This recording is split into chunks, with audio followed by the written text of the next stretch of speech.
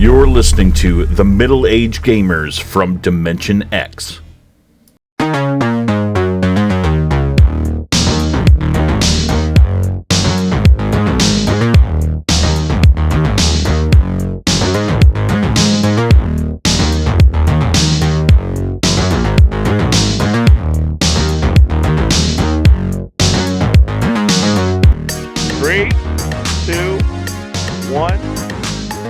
What's up, everybody? Welcome to MAGDX. I am the greatest head coach ever, Coffin Gibbs of the Washington Commanders. How about them Cowboys? How'd you guys do in the draft? Oh, that's right. You didn't pick up nobody, so you picked up 0. So basically, you wasted. Oh, sorry, right there. See me messing up because I'm talking about the Cowboys. Wasted your draft picks while we're currently winning. We got our quarterback for 1 year, Jalen Daniels, RG3 2.0. Hopefully it won't hurt your knee. And he's gonna. You got no pass defense, so he's gonna have to run around just like RG3 did and blow his knee out. It's 2012 all over again. We just take Heisman Trophy winners and take out their knees. That's what we do.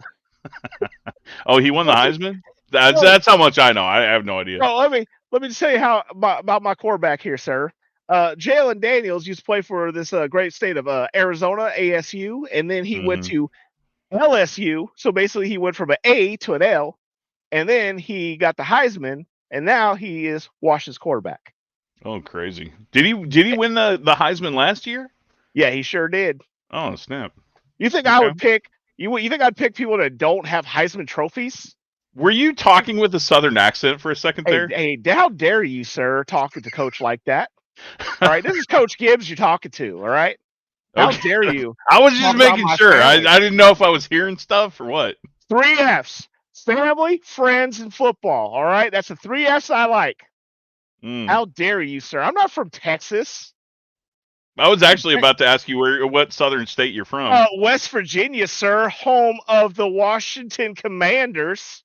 That's Washington country, boy. You better watch out what you're talking, all right? Yeah. I'm sorry about you sophisticated people from California over there with your IT and your computers and your text messages and your baseball teams. Yeah, we've got 5 of them. You want one? Oh, I'm sorry, Danny Tanner. I'm sorry about your cool freak little show out there. My bad. I know one thing though. Between our 2 teams, I know we got more wins than the Cowboys have in the plaths. So you know what I'm saying? We're just doing good right now. We're doing real good right now. Definitely have more championships. Oh, absolutely. You know, they sit there and talk about their 5. Wow, you got 5. Wow, you won them in like 3 years, and then you want to talk about it for fucking like 35. You know, I'm just great. So it's funny that we live in Nebraska, right? Because it's a complete like comparison. Yeah, it's the same comparison. Like they had some success in the late 90s, and that's all they ever talk about and hold on to. Yep. Just like the Cowboys. That's why those fans are together. They should just all run together in one state and call it crybabies. Just a bunch of crybabies. All right, look, Coach Coffin, what do we got? It's Coach Gibbs, sir. Coach I'm sorry. Yeah, my bad. I have VCR tapes right up that stair right there. And you know what that is? It's just like the Cowboys when they won their Super Bowls. Right on VHS. You just come over here and watch if you want to. Mine were on DVD whenever. No, I think they were actually on Blu-ray, like the Giants championships. It was that recent. And, you know, I want to hear it too. Like, oh, you haven't won one since your VHS tapes too. I understand. But I guarantee you we're going to get one before you. I guarantee you that. Who they got? Who's their quarterback? Sam Prescott? Playoff Prescott? I wish I get paid $50 million to not do a damn thing. I show up to work and get $50 million for doing nothing. That's wasn't it the Panthers? Like, was it that owner that went into that like business that was like calling him out for like making the picks himself? Does anyone ever do that to Jerry Jones? Like they have to, right? I mean, Jerry has a silver tongue on himself. He's like, I'll tell you like this. He's like more like Dolly World. You know what I'm saying? He's like Dolly Parton. He's kind of like a national treasure to everybody because he knows he's going to fail, but he'll talk his silver tongue out talk about how great they are, and these Cowboys fans is eat it up. We gonna go, we gonna do this, and then they fail miserably, and then they get mad at them again, and it's the whole cycle all over again. By the way, we haven't talked about the elephant in the room. You're wearing a starter jacket, aren't you? I am from the '90s, sir. Mm-hmm. We are back. Just like this jacket. So, It 100% reminds me of like the. I mean, you remember how puffy the starter jackets used to be, yeah? oh, dude, sir, look at that. That's That's lining. that's not That's that puffy anywhere lining. near as puffy as the 80s or 90s starter jackets. All right, bring it back Coffin again. So they had two versions of the starter jacket. So these are considered the dad starter jackets. Is that the tuxedo of starter jackets? No, so this would be like if I'm going outside to have a Marlboro cigarette for a second while I'm about to cut my grass, I would just pull my little pocket in here. So that's a little. If you don't know what this is what this is called, the Marlboro pocket. This is where you held your Marlboros and your lighter. And you just pull them out and smoke. So this is what we call the middle-aged dad of the '90s jacket. Then you had the teenager jackets, which were the black ones, and they're really puffy, and they had the hood. Yeah, and people wore three variants. It was the Charlotte Hornets, Chicago Bulls, or the Raiders. That was it. Or the Niners. That was all I saw in the 80s and 90s where I grew up. Was the so I had ugly gold. One. That it was so ugly, man. That gold was so ugly. I mean, it still is. I had a Washington one. I can't say the name anymore because I'll get canceled. Then what happened was, I'll tell you this funny story. I just saved up all my money for this, right? Saved up all my money for this. I thought it was the coolest dude ever. And sure enough, dude, this dude's fence had like those little crosses like that with the little metal on top. Oh yeah, And dude, I like Zorro'd it all the way down. And ripped it. And I mean, brand spanking new, and my mom sewed it, and I was so mad because she didn't sew it like the color black. She sewed it with a completely different color. So I was like, this looks stupid. So I didn't wear it ever again. I just threw it away, like, get this crap out of here.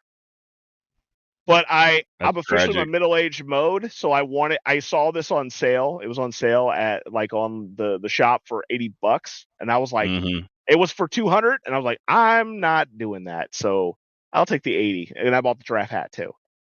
So I'm very happy. I think we're gonna do good this year. This jacket will definitely probably see a lot of you'll probably see a lot of presses of this jacket while we're watching games for sure.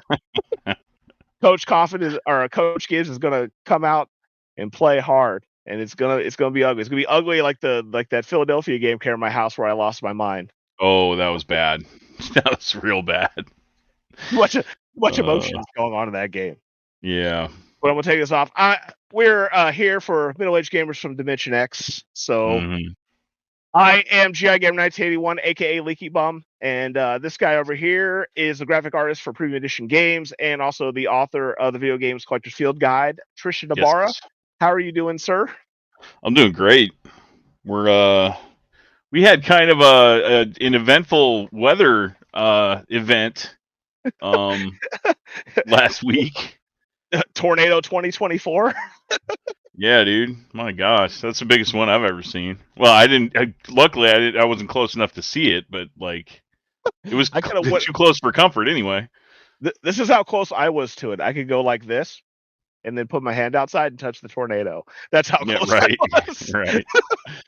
So we had 3 rando tornadoes, like just take craziness. One of the tornadoes went from Lincoln, and that's about 45 minutes away from us. And it literally went from Lincoln.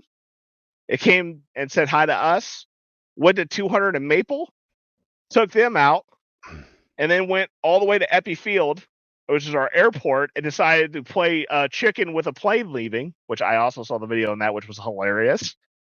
But I want to give a shout out to Elkhorn. They got totally flattened, and that sucks. You don't understand how hard it is when like you lost your entire house, pets, all your belongings. There's people over there right now trying to steal stuff from them, which I think is like completely inappropriate. That happened in so when I was stationed down in Texas, when I was still in the Air Force, like we had a tornado come through Rowlett, which isn't too far away from where we were. And the same thing, looters would come over there, and so I mean, people were like, they're Texans, so people would be like patrolling with guns, just making sure people weren't doing that stuff. I don't know what they're doing here, but I'll tell you a same funny thing story. needs to happen. The one that hit my house in Bellevue.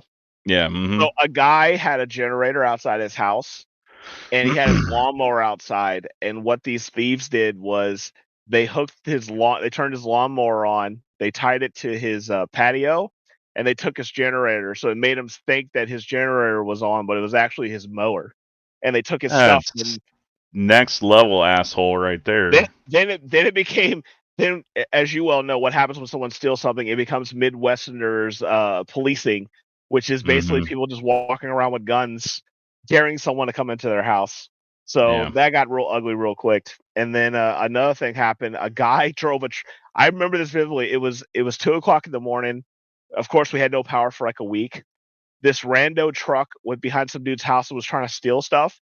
And you remember that playground used to be behind my house? Yeah. He got stuck in the sand there. And so, of course, the Midwesterners tried to chase him down, and then they caught him. And he like drove off on the side of that sidewalk, like all the way up to like the main street. So like, it just sucks, man. Like, especially people are going through a lot of stuff and trying to like, get their lives back together. And I feel, prayers up for Elkhorn and anyone else that lost their houses during this. It totally sucks. I'm not making fun of it. It's just a sad thing to happen. And like out here, man, it's always completely random what can happen. Yeah, if you don't know what we're talking about, just look up Nebraska tornadoes. I'm sure there's plenty of footage, plenty of pictures that you can look at, and you'll know exactly what we're talking about. There was a lot of destruction last week. And also, I want to give a shout out to my wife. This week, she had to have emergency surgery. Her gallbladder had a stone in it, and she thought her back was hurting and feel bad because she got a massage. And then basically she went home and she was in wrenching pain, and then her mom took her to the ER. They found out that she had some issues with the gallbladder, so she had to get her gallbladder removed. She's currently upstairs watching murder shows, eating crackers, and successfully healing.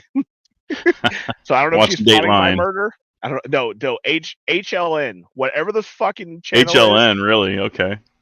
Dude, I'm gonna tell you a horrible story. I can't sleep with that stuff on because all I hear is, and then he hit her. Well, no, yeah, me neither. Like, I'll be sitting there trying to take a nap, like down in the basement. Natalie's watching, either Dateline or 2020 or something like that, and I can't help but pay attention to it. So there's no chance of sleeping. So can I tell you one funny one? It. One funny one that I woke up and I couldn't believe it. Like it just made no sense. So this guy, dude, it's crazy. So 1999, Phoenix, Arizona, July, which is the date that I went into the military, by the way. This dude, he basically stabbed his wife and he threw her in a pool, and his neighbor saw him do it, right? Yikes. So he goes, I was sleepwalking and I killed her, and I had no clue what happened. And they're like, dude, you stuck your hand in a pool. If you stick your hand in a pool, you're gonna wake up immediately. So nice try, jackass. But I was trying to sleep, and it was just I couldn't believe that he was actually saying that he was sleepwalking. And then I was just so mad because I'm like, what an idiot. Oh my God, what an idiot. And I'm like, I'm trying to sleep and I have to deal with this idiot lying. It made me so mad. Sometimes I'll I've usually got like a blanket over me or something like that, and I'll have it like over my head because, I mean, I can still breathe. I've got like a CPAP mask on, so it's not like I'm suffocating under there. But isn't that funny? We're such men like that. Like we're still little kids. Like we oh yeah, need a blanket as a kid. Like a kid. No, covering our dumb heads. Like I always do it. I'll cover my dumb head like oh, she won't see me playing my game, and then I can't breathe, and of course I have to like a loser, like get out of my little hidey hole and like, and then go back into. Well, see, it's a hack. You need a CPAP. See, then you can breathe under there. You got a breathing tube. Like I'm wearing a Darth Vader mask in the middle of the summer. I'm like, Jesus Pretty Christ, much. I cannot breathe. Yeah. Have you seen that meme of like it says me laughing at my own jokes, and it's Kermit passed out on a bed with like a mask on, an oxygen mask on. That's me, and it's so appropriate that I have a CPAP because, like, yeah, I probably think I'm the most hilarious person. Like, Can I ask you a question? The first huh? time you did it, I know you're gonna laugh, but did you make Darth Vader noises when you first put in your CPAP machine? I'm sure I did. I had to have. I probably made the voice and everything. Like, Yeah. I always thought about that with people who had CPAP machines. I'm like, if it was me, I would just be like, Well, it's awesome though. Is like, I mean, it's muffled. I've got like, an entire thing over my face, and it's awesome though. Like we have, Amazon Dots and stuff like that. So like Alexa, don't you do it, Alexa? Okay. Anyway, so like I'll tell her to do something and she'll still understand me even though it's like muffled, and it's hilarious because like Natalie, without anything on, will like tell her to do something and like she Alexa won't do it. Natalie will, like, call her a bitch or something. so funny. Yeah. Do my kids watch me like a hawk, so they know all the commands and stuff. And Hmm. so party ball is like a really popular one with the kids. Like they'll come down here and they'll yell it, and then she'll go nuts and like Yeah. pop all the lights and stuff. But dude, it always be like the funniest thing though was when we were in MGC and Kirkley had to leave, and he was like, he's not waking up. And I have this great picture of him waving at you while you're sleeping in your CPAP mask, which is Yeah. like, I want to get it framed for you so you can hang it up in your room. It's so goddamn funny. That's funny. He was so worried not to say goodbye to you. I just remember, like, I still had my mask on and I woke up and then like I just gave him like a fist bump or something like that. Like, later, man. You did the hand thing like this, like Kirkland's funny. I do feel proud now since our next topic here. So Amar has been getting knighted towards his middle aged self by learning how to do grass. He's Hmm. officially coming a part of the gang and starting Lawn turf care, wars. yeah, trying to. I mean, like we started with a losing hand whenever we moved into this house. Like I've never had a house that had like really nice lawns like to begin with. It's always been like playing from behind, trying to catch up, and like yeah, I've got a lot of bare spots that I'm trying to deal with right now. So collectors out there, I know you're like, oh my god, you're talking about middle age stuff, but it's just like collecting. Grass in the Midwest is like a penis showing contest. So it's like when you drive by, you're like, God damn, his dick is just so eloquent. Look how nice his dick looks. And you're just like, man, this is great. And the thing is that it starts turf war with your neighbors and your friends and stuff like that. Like I have a neighbor right now that he literally cut his grass on Tuesday, and I haven't cut my grass because it's rained so much that my grass looks like shit, and his grass is like perfectly etched. And I'm like, every time I come outside, I'm like, this fucking asshole did this on purpose. He literally did this on purpose to me. And I'll say this, dude, your neighborhood's gonna be tough because you got some like fucking MVGs over there. I know it's Well, it's ridiculous. It's valuable like, grass I've dude, ever we seen in don't my even life. have we don't even have a oh, what's it called? The freaking homeowners association. Um, The HOA, as I yeah, call them, HOA. the HOA. We don't even have an HOA, like, but everybody in this neighborhood like keeps it so meticulous and nice looking. Like, yeah, I don't want to be the one crappy looking lawn. It was really funny. One time I came to your house early in the morning when we are going to Ben's. Your neighbor was outside. He had no shoes on. He just had his feet out there, and he had coffee. And we literally had like a 3-second eye stare at each other, and he like nodded, and he was waiting for me to just to basically say his grass was awesome. So then I nodded him back, and then he like smiled, and then he kind of like walked back inside. It was so funny. He Oh was my waiting to god. get my recognition for how awesome his grass was. Yeah. And it's funny in the Midwest. The Midwest is like so stupid with these turf wars with grass, and like you get mad because like what I get mad at, like when I look at your when I come over and watch baseball games with you, like all I'm thinking about the entire time when I'm looking at that grass, I'm like, God damn, I need to learn how to do that checkerboard thing. Oh my god, look how pretty that Yeah, I grass know. is. There's a lot of that in my neighborhood. How do you make a shitty circle of dirt look so damn clean? Like I don't understand it. Yeah. I don't understand it. Well, it's crazy. Like I remember whenever I lived in Bellevue before we moved to Texas, we were really, I mean, like we had a corner lot. This is my first house. We had a corner lot, so tons of lawn, a bunch of trees, so tons of leaves, and like it's just a whole lot to take care of for one person. Um, and ours was by far like the crappiest looking lawn on that corner. Because like right across the way, we had a retired couple, and all she did all day was lawn work and like gardening and stuff like that. Melissa. So, well, no, I mean, yeah, but Melissa has a job though. I mean, this was like all that lady did was, like keep up her lawn, and then the people on the other side of the street were like super rich and had like it professionally done, and it always looked professionally done. So, we were just screwed. But there's hidden little things around here too, like that people do. Like they got like they get like these grass places to do their stuff, and that always makes me laugh. Like, oh, you cheater! Like you do it on your Oh, we're own. we're cheating right now a little bit. Like we're having a guy do it every other week. So I'm cutting mine tomorrow. So not only am I doing that tomorrow, I'm doing drywall and I'm hanging up a ceiling fan for Mother's Day. Shout out moms out there. mhm. Thank you for keep bringing us alive, making us humans. Awesome job. Dealing with dad's business all the time. I get it. We suck. Dudes suck. Happy Mother's Day. It is. And then while the counterculture to the grass, Abara has opened the door to me to the steak savants out there. Well, before we move on to the steaks, I do have a question for you because you lived in Arizona for a while, All and I saw this in Vegas too. Like you guys don't bother with grass; you have like rocks. So you can, but you have to constantly water. And guess what? The water out there is like really freaking expensive. I So what bet. everyone does is AstroTurf. That's the secret.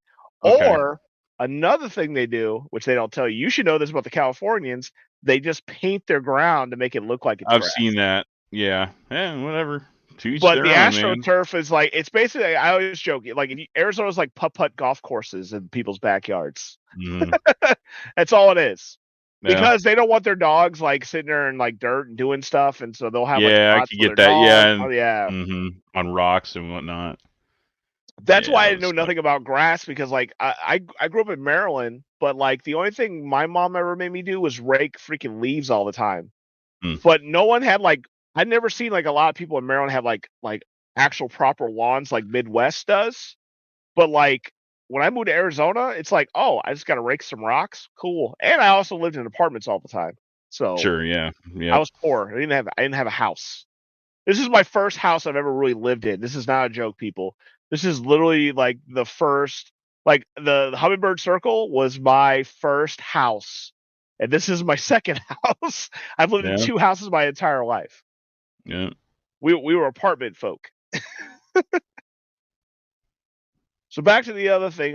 So Yeah. this man over Steaks. here, this dude over here, man, he every time I go over his house, he just makes me hungry because we watch the masters of steaks show us the ways, and all the stuff that he does is like crazy. He brought me over on because my wife was in the hospital, so he was like, "Hey man, I'll cook you a steak." And you want to tell him about the steak that you made? Yeah. So we have like in Gretna. It's apparently the largest Hy-Vee in Nebraska, whatever that means.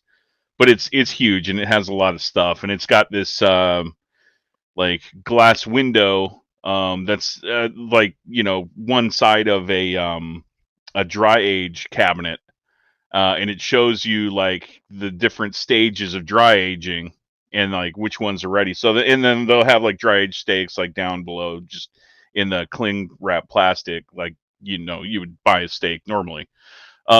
So I've never tried a dry aged steak before, and I hear that it's an experience. And like shout out to Guga Foods, Guga Foods, and Sous Vide Everything. If you look those up on YouTube, you will be a master of steaks if you watch exactly what he does. If you sous vide steaks, you cannot mess it up. Cannot mess it up. So that's what I do. I sous vide the steak, which is basically you season the steak, you put it in a vacuum sealed bag, seal it obviously, and then put it in a water bath with a circulator that keeps it at a certain temperature for a certain amount of time. So I seasoned the steaks, and I was a little heavy-handed on the salt, so I'm gonna adjust for next time. Yeah, it wasn't inedible. It was more salty than I'm used to. You went Salt Bay. Yeah, I did. Yeah.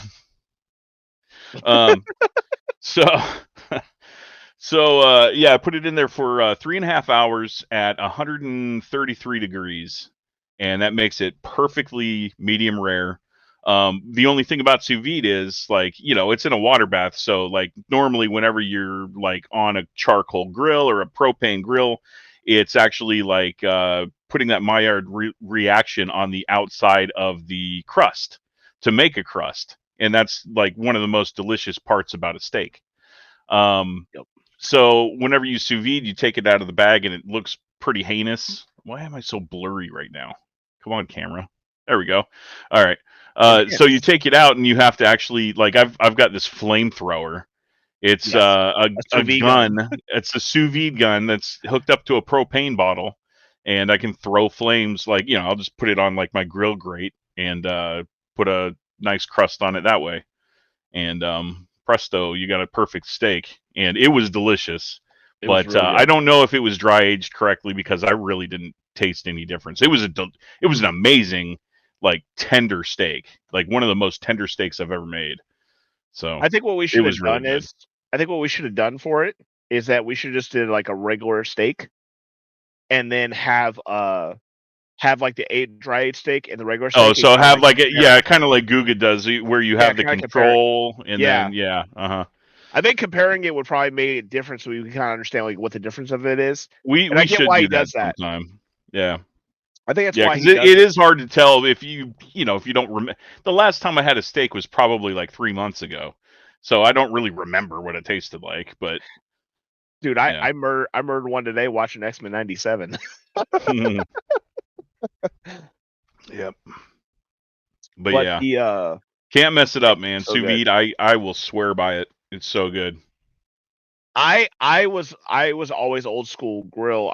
So when I was in Germany, there was a guy that me and my friend Hidden there. He shout out to Hidden, but like we had this book. Like, he gave us this book, and we would have to try different things out.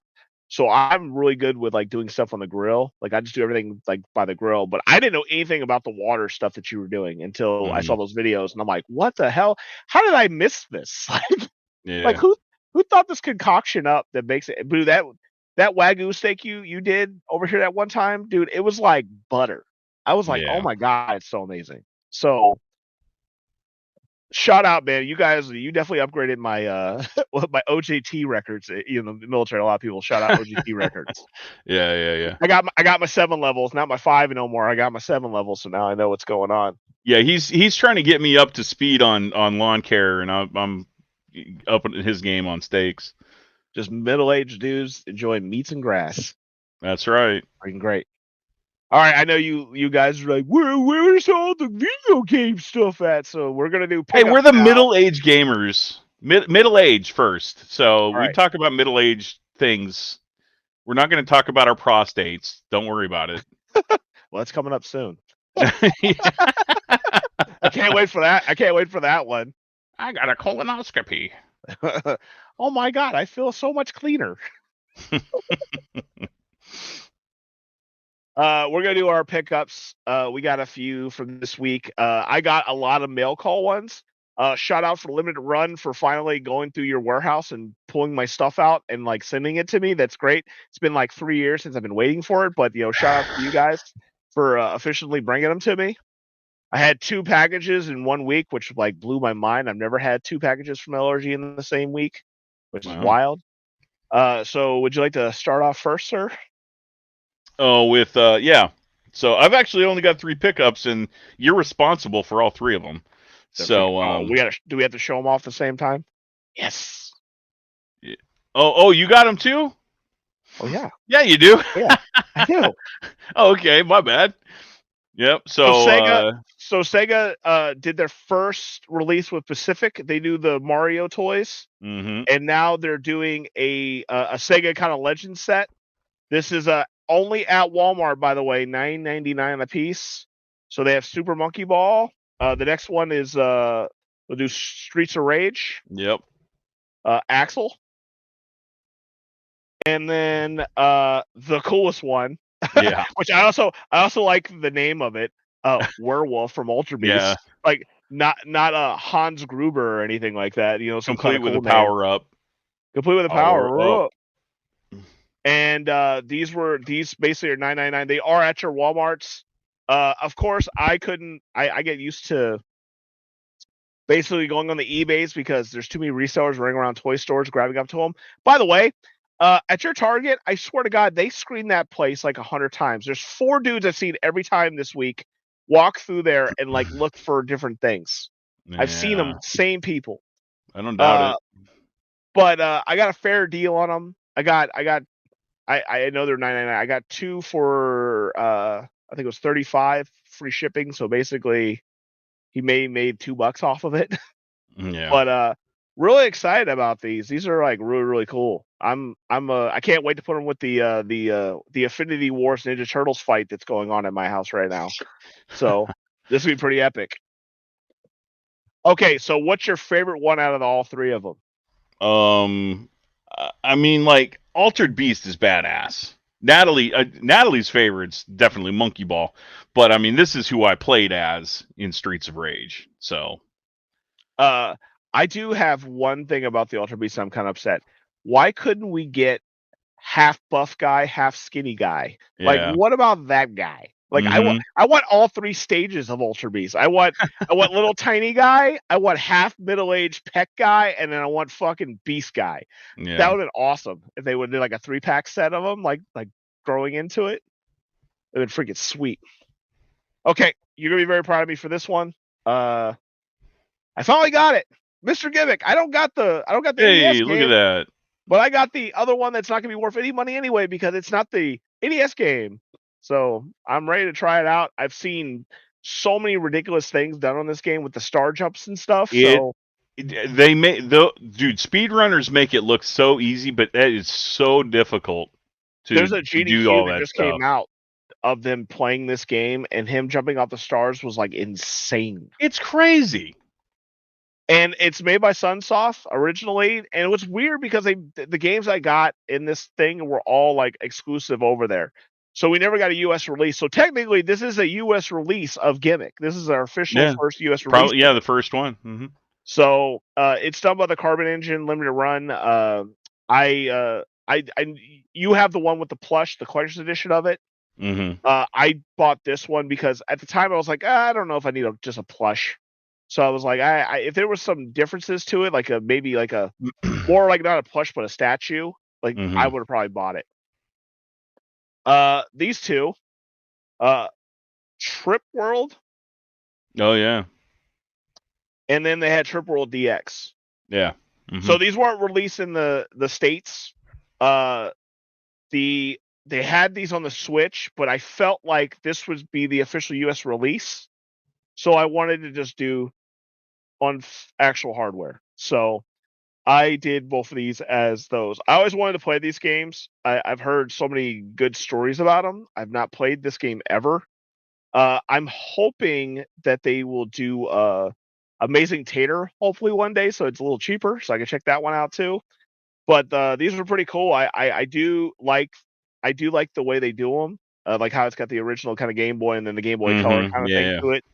I will give them respect for it. They do kind of stay to the original, but I'm pretty excited to try them out. Pretty cool. And the one you're probably gonna get, you're probably gonna be a little jelly of. Let me turn this on real quick. Oh yeah. Yep. So I got the collector's edition of this. I didn't want to buy this, but then they got me because in here they actually have all the battle cards in here for every single Mm. game, and they also have cloth maps for all 3 games. Oh, I didn't know that. That's so cool. they also have, by the way, if you want a variant cover, sir, I have all the variant covers in here as well.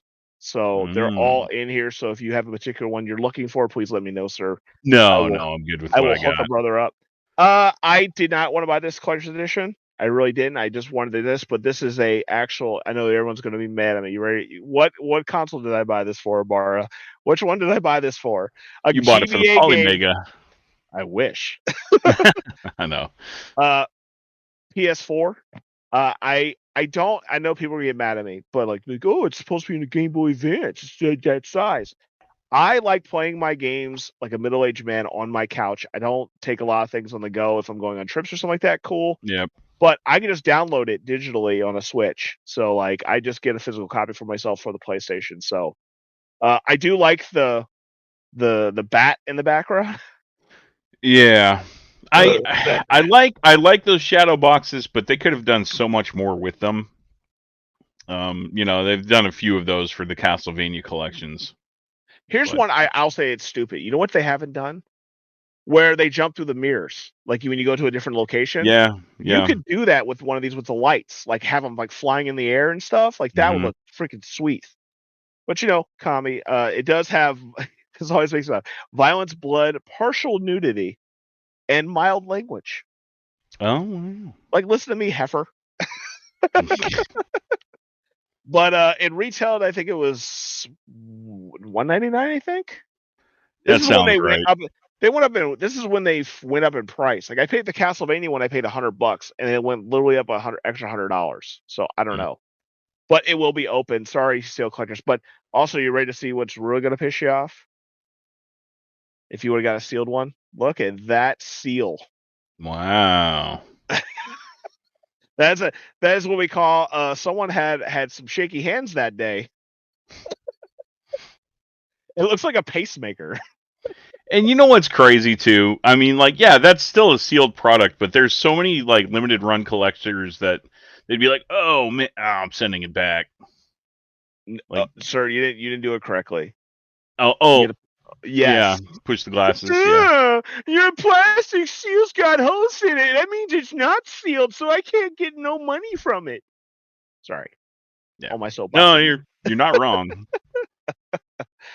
So speaking of seals, funny story happened this week. Mm-hmm. So this is the story that was told. It was on the Pat the NES Punk, his CU podcast.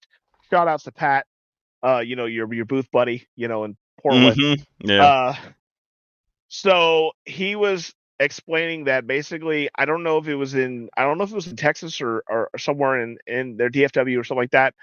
A guy went to an estate sale, and I guess this guy from the 80s was basically he was doing like, I don't know if you remember the speculators in the 80s where they got all the He-Mans and the Transformers and things like that, Oh thinking like yeah, it'd be a Star big Wars deal. figures and So this guy, I guess, was way above his time. He basically speculated that people were going to want these games in the future, like they're going to be collectibles, which no one knew, yeah, of course.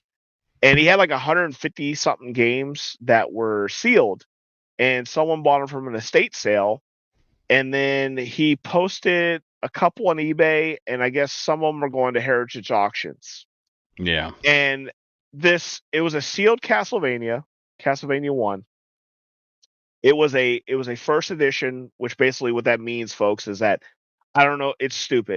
It has a hang tab on it. Nothing different with the box, it just has a hang tab on it.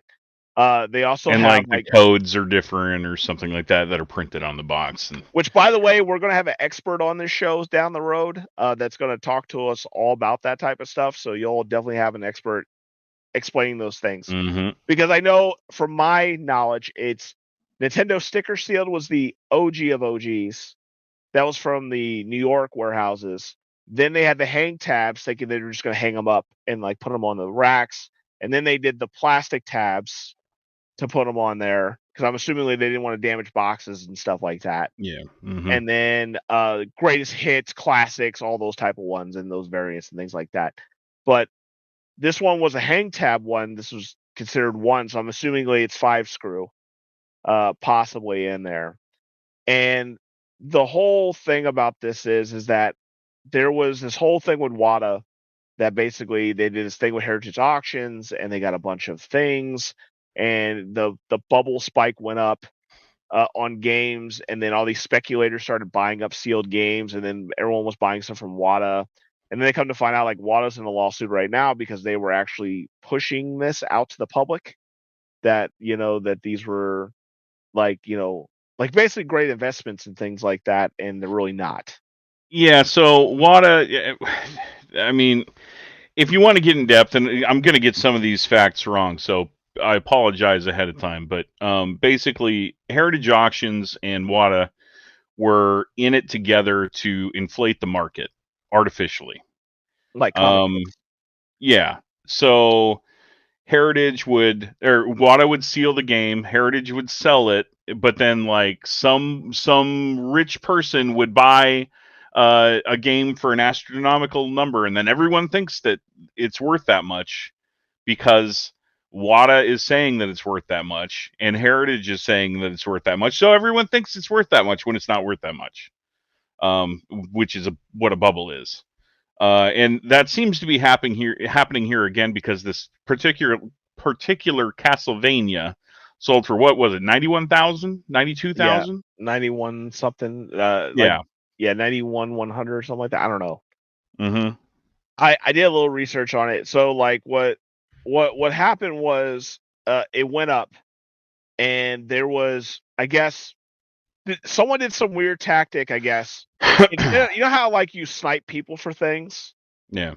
Well, this guy was trying to figure out what the high cost was. So what he was doing is he kept clicking on bids to try to see if he get to the guy's threshold to get up to that point.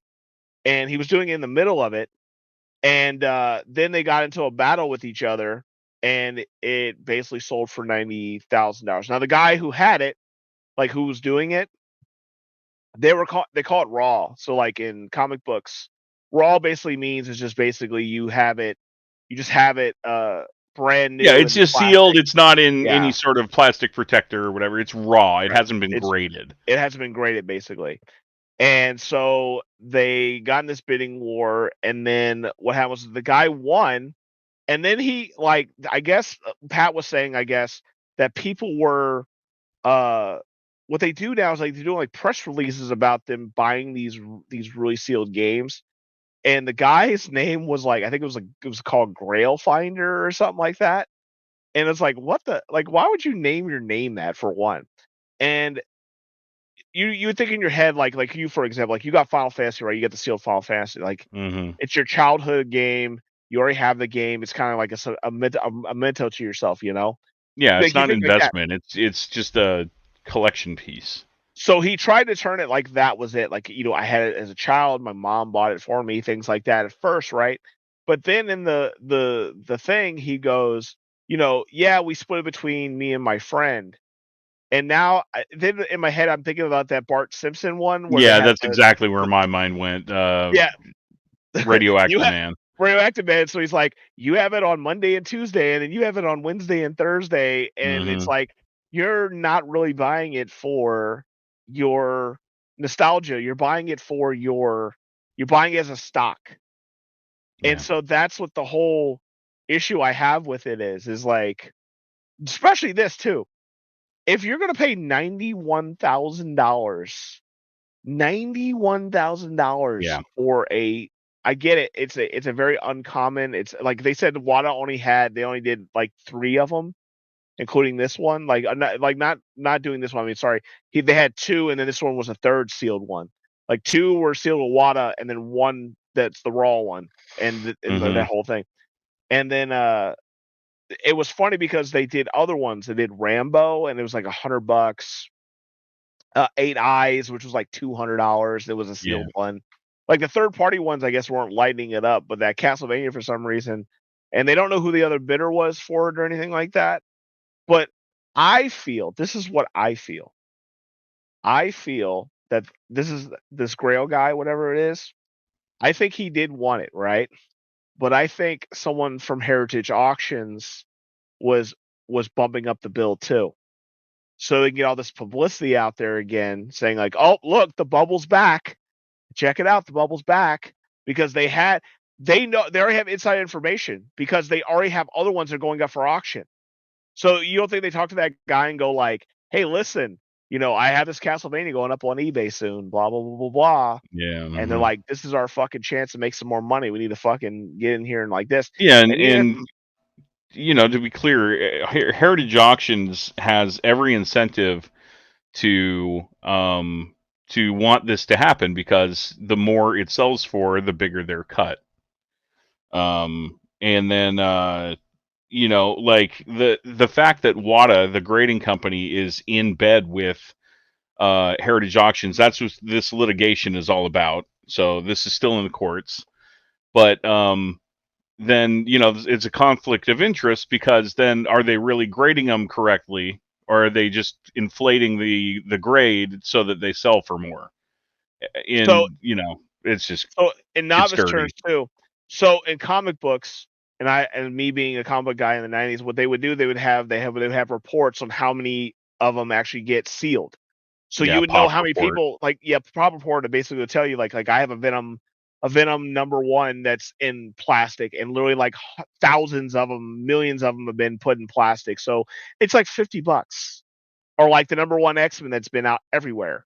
I mean, they're not worth anything now. Like, let's say Hmm. for example, like a Superman number one that you never seen before. Yeah. That's a whole different story. But the problem I have with it too is that I'm tired of this. People, I'm tired of you using rare for everything. Oh my god, I got a rare MAGDX sticker. I got one of one. That's all I got. But guess what? A bar's got like 100 over his house right now. It's not rare. It's a fucking sticker. It's not fucking. It doesn't. This is what drives me crazy about this rare. Are like, I hate the other word, and this makes me mad beyond all remorse. Uncommon. There's nothing uncommon about it. If it was in a fucking store and it was sold for millions of copies, it's not uncommon. It's a fucking purchase. That's it. Rare is like fucking Nintendo, World Championship. Like something Hmm. you couldn't get your damn hands on. Yeah. Mario's mustache. Something like that. That's a one of one. Fucking a fucking Castlevania. How many fucking box Castlevanias have you seen? I know we've seen hang tab ones because we I freaking saw 2 or 3 of them. I have a hang tab one. Oh, so that Yeah. means you're a millionaire now, right? Well, yeah, but mine's It's got a coffee uncommon. stain, so it's one of one.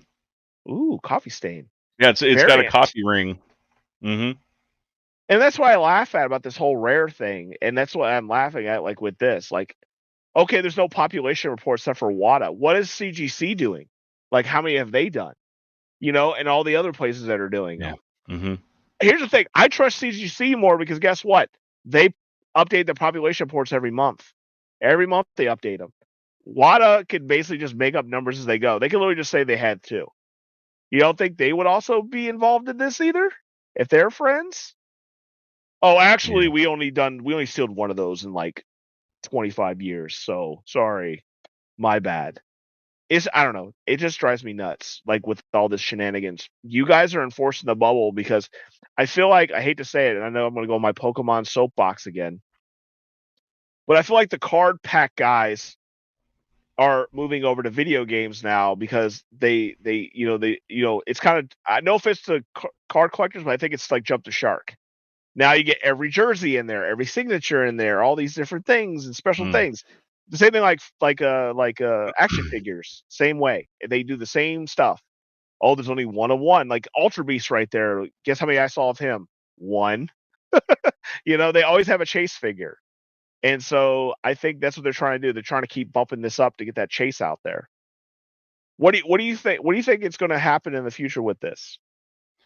Um, we have yet to see if if this is just like a blip, or if it gains traction again. I really don't think it's going to gain traction again, because we've already seen the bubble spike huge, and there have been so many people that have just lost their ass over these investments, these slabbed new, sealed games. Mm-hmm. And I mean, like, the market has collapsed like something like 80 or 90% in some cases of the value of what someone purchased these things for. I just remember like Spider-Man on the Atari 2600. Oh my god, That's a really yeah. good example. Like Love that game, by the way. every single time that game showed up for auction, and there's a ton of them sealed out there, but every single time one of them showed up on the Heritage auctions, it sold for less and less and less and less and it never, like it never really equalized until it reached a really low number. So, I mean, yeah, things are only worth what people are willing to pay for them.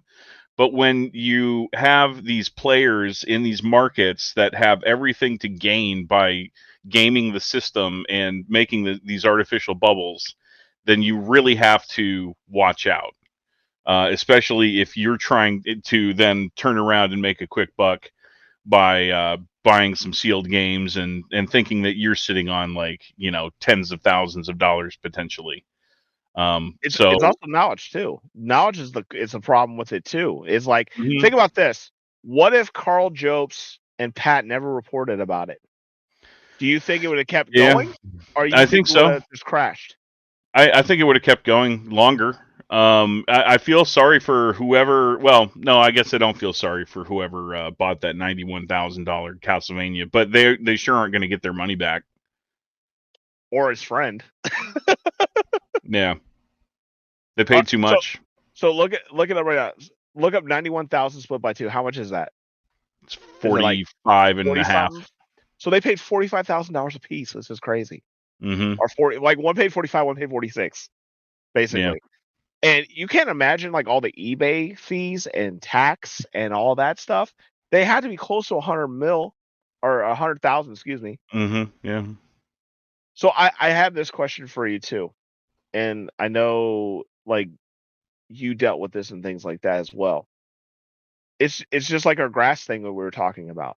One person has this thing out there. Oh, I have this rare grass out here, real nice. And then everyone Yeah. looks at it and they're like, I gotta be it too.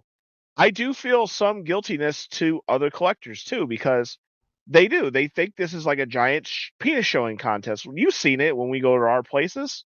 Everyone wants to talk about their epic finds and their epic this and da da da da da. And like, I don't go around to your house like, oh my god, dude, look what I found. There's 1 of 1. Like me and you Yeah. like history. Like, oh my god, I found like a sample copy of Nintendo Power 1. How cool is Mm-hmm. that? Like Yeah. that's history. But Yeah. I feel like that's also a problem with it too. Is like It is. okay, It's keeping up with the Joneses, and we're in a position right now in this market where like everything is really inflated. I mean, I'm not talking about the bubble either, but like when we're talking about like random Xbox 360 game is all of a sudden $250 used. Why? Who knows? Like across the board and generationally, you see this. Like and it's kind of because like the gamers whenever they were kids were playing certain games and then they grow up in a generation, so now the GameCube generation has grown up and have jobs and have disposable income, so now everyone's trying to snap up these games and collect these games that they had as a child, so that's kind of driving up the prices in the market. It's a volatile place to be. A collector right now, especially I if don't you're want it. starting out, you better have Don't some money or know somebody don't. or get lucky because I it's a don't. losing battle. And you don't feel like you need to keep up with anyone either. Like there's no such thing as clout whenever it comes to a video game collector. Like it's an illusion. Like it's stupid. You're the coolest kid in the freaking nerd party. What do you want? What do you want out of that? A crown.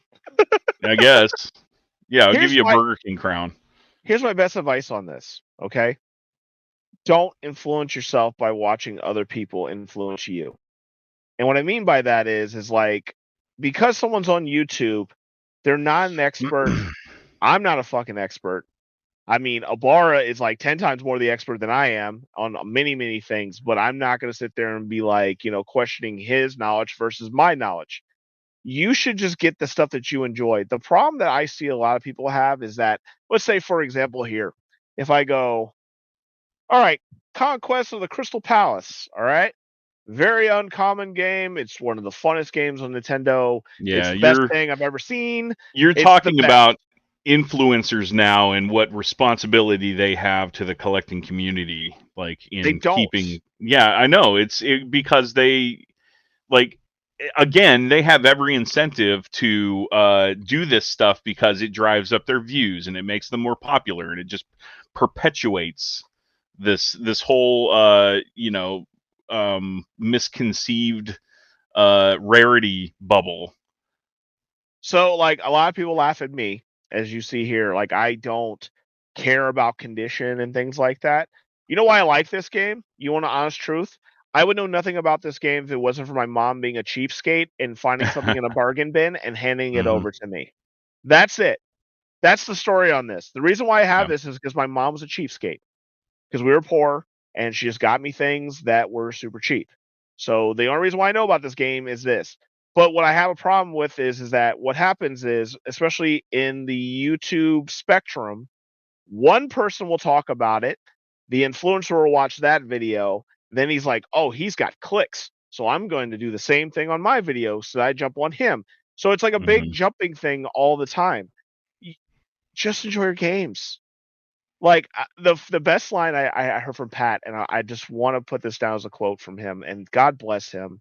He said this when they were talking about this. He's like, "Hey, knucklehead, a sealed comic is just like a sealed video game. You're not gonna have fun with it if you can't read the damn thing or you can't enjoy the damn thing." So, dude, COP, Hmm. open your games and play. Just enjoy Yeah. them, but don't enjoy them at a fucking you're gonna pay $100 for this? I'll punch you in your face myself. Oh my goodness.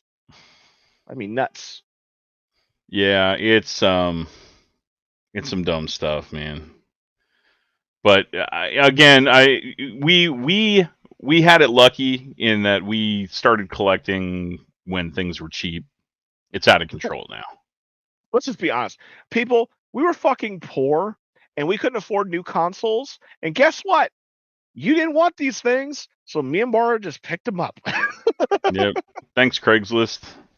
Thanks, Blockbuster, for your $5 games you got rid of. Love them. Hmm. Speaking of old, old things, now we're going to talk about our the one of the funniest stories today that luckily I broke you down before we went live here so we didn't get in trouble for a certain company, but Oh, I sure, guess yeah. so. If you don't know anything about the 3DO, 3DO is a basically a VMU player. So basically it's basically it's like you're watching a movie and you're basically it's like click by numbers kind of thing. Like you'll have a bunch of games that play with them. They were very popular early in the 90s with like the Sega CD and all these things like that. It And was there was yeah, it was in this ambiguous like sorry, I don't mean to yeah, interrupt no, you, go but ahead. it No, was go ahead. in this ambiguous like transition period in video game history where everyone was trying to get to CD-ROM drives and multimedia.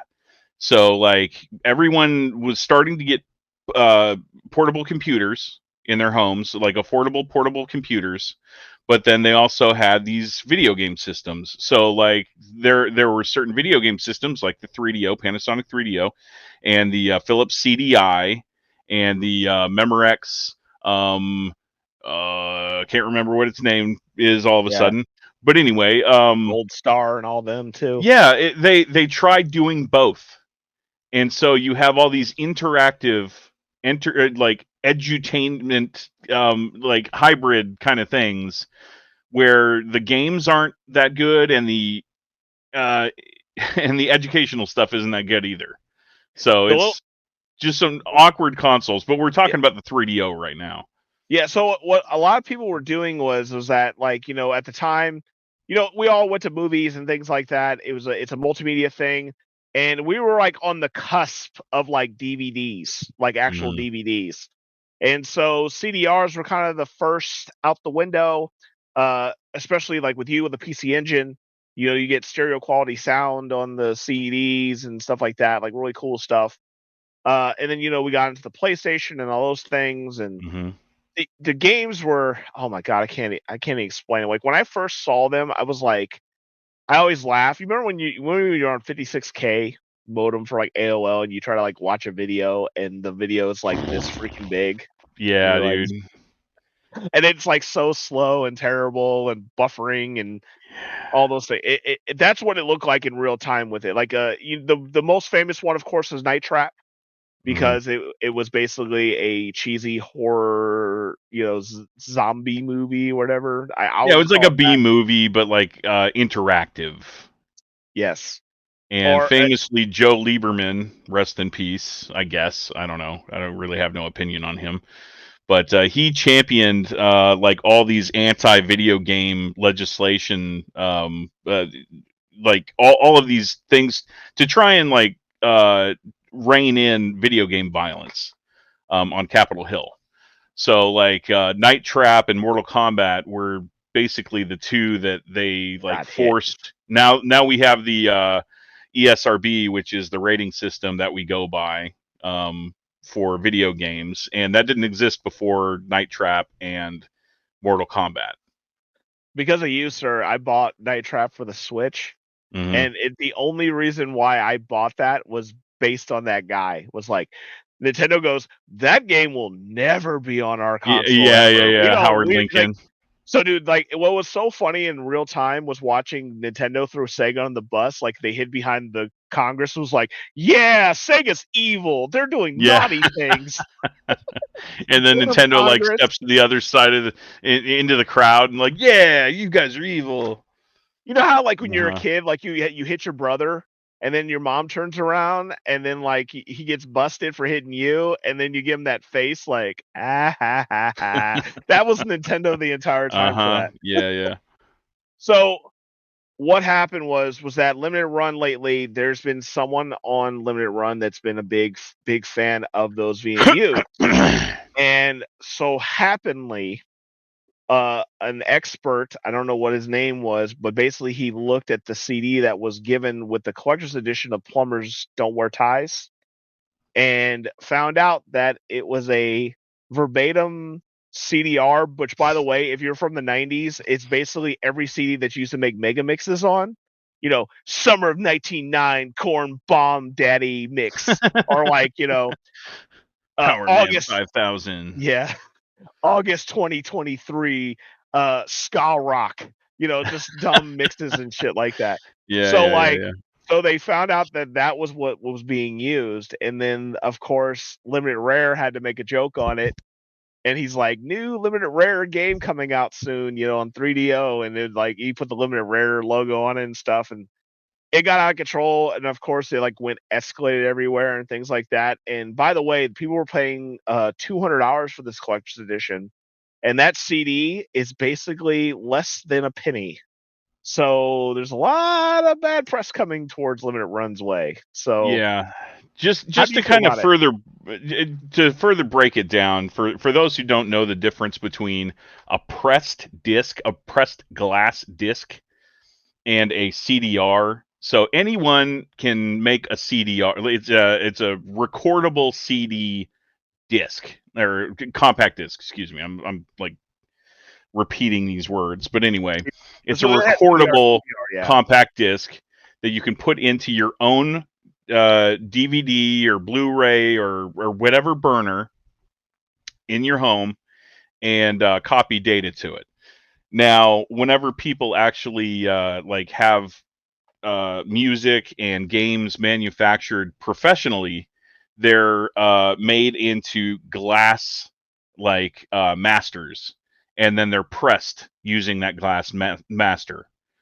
That's how they're made. So like, you look at the bottom of a CDR that you make, and you can see the data rings that were burned into it. You cannot see that on a glass pressed disc. So it's pretty easy to tell like if it's a CDR or not. And I can't believe that Limited Run did that. Now you said that people were paying $200 for it. I'm not surprised by that. So Plumbers Don't Wear Ties. I'll break that one down a little further. It was a really cheesy, interactive one of those kinds of games. But I mean, like, it wasn't even B-movie good. It was like terrible. Like, hey, we have a like $200 budget. Let's make a video game and try and like maximize profits. Oh, hey, you can read lines. You're not an actor. I don't care. You can take your shirt off and you've got some muscles. Yeah, hey, you're in. Like it was bad. Like the script is bad. Everything's bad. It's like it's not quite porn. like yeah. It's not quite like softcore porn, but I mean it's getting there, right? So that's what was. It's Disney Skinamax basically.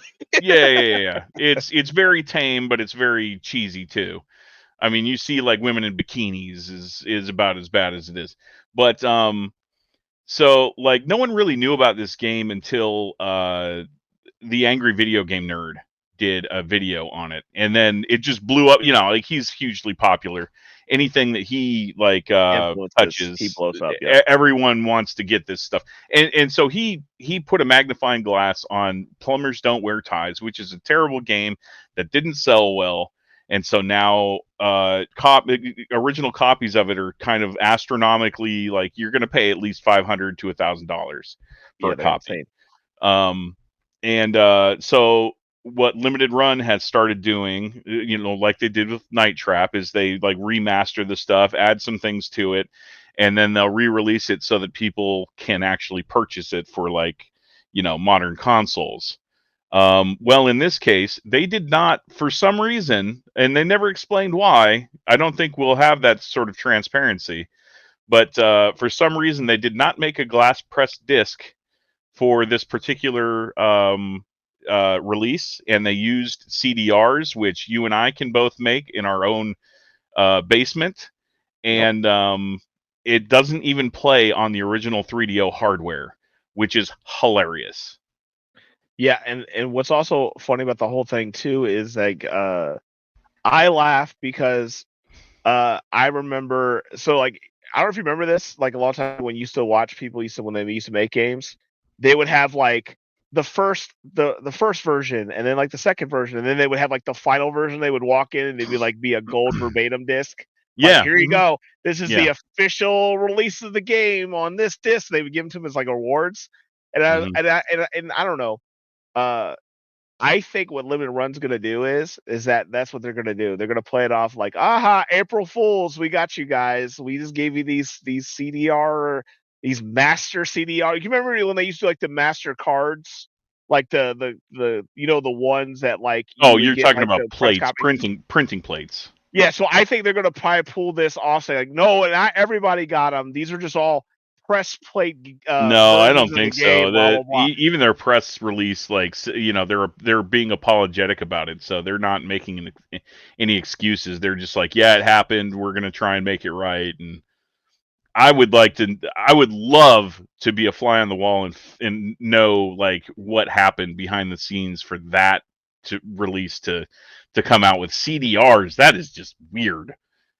Wouldn't it just be funny if there's like a disgruntled employee that makes games for Limited Run, like just had enough with their bullshit, and like like make it better, and he just turned around and he just saw a bunch of old CDRs, and he was like, yeah, fuck those guys. He's went to Walmart and like bought a 100-pack. Dude, I would fucking or like Goodwill. I found like a million of them. Like, well, I know, yeah, like you can't even really, dude. People don't really burn CDs anymore. I mean, you know, with the advent of USB drives, there's really no reason for you to do that unless you're like, I don't know. Us? Well, yeah, if you're middle-aged or older. I mean, like honestly, and you know, I'm not making any fun of 69 and 70-year-olds out there that might be watching this podcast right now that have names that rhyme with Schmabin and Schmienik. But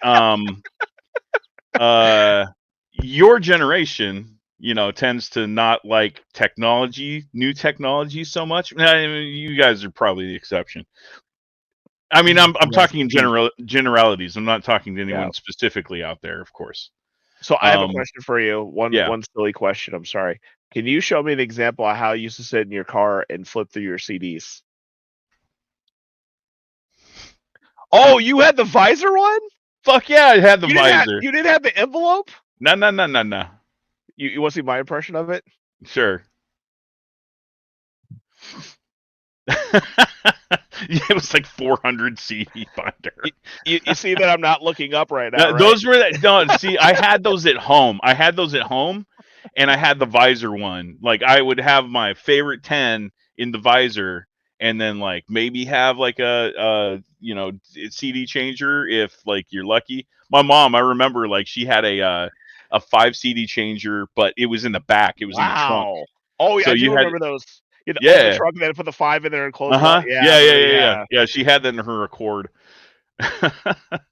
My friend had one that blew my mind. It was an 8 one, and it like slid out and like spun. And I was like, "What the hell is this?" Here's my problem: is that I'll get if I had a visor like yours, the only thing I'll be doing the entire time is like, "God damn it, I should have grabbed that fucking one CD." And that's what always happens. But really, all I do is keep flipping through it until I'm like, fuck it, Slipknot. I know it's either Slipknot, Rammstein, Aquabats, and yeah, I was a ska fan, man. So like I had like real Big Dude. Fish, and Dude, you would love my friend Zarazade. You and him would have been bestie friends yeah, because I didn't know anything about ska, and that's what he used to Mhm. do with his. He would have he would dude his names for his CDs were just so he would take movie film things and he Mhm. would put ska in front of it. So it'd be like Home Alone would be like Ska Alone, and then he would have like Jurassic Ska, and then like he would do like Top Gun Ska, and like just he would just like make these random names up, and Oh that's my all he listened gosh. to was ska. He would like he would try to influence us all the time. He's like, dude, you just don't know about this music, man. Like it's gonna be the greatest thing ever, and it really wasn't. It was all Okay, right, but it so wasn't the greatest this thing is ever. actually a good transition. Like, did you ever have one of these in your visor or collection? Now that's what I call music. I remember the commercials more than I remember this. I thought it was a Yeah. half-assed way for you not to burn a CD. Like I thought it was like for poor people that didn't have computers. That's what I felt like it was I, for. you're not wrong. You're not Or if wrong. if like you didn't want to burn a CD and you're just like, fuck it, I'm gonna buy it. Like who? I want to know who bought them because like I don't I don't feel any context. Like I'll rather just make my own mix. I like my own shit. So like, why am I Yeah. gonna have some dude produce my own shit? I'll just So I make my own remember stuff. when the original Now came out, and I'm gonna look it up, because I'm curious what's on there. I know the Spice Girls are on there, but I don't remember anything else. So Bear with me one I'll tell second. you the start of them. It was those late night '90s commercials, Yeah. like the what is it? I got to look at the name of it. Let's see the Michael Bolton one.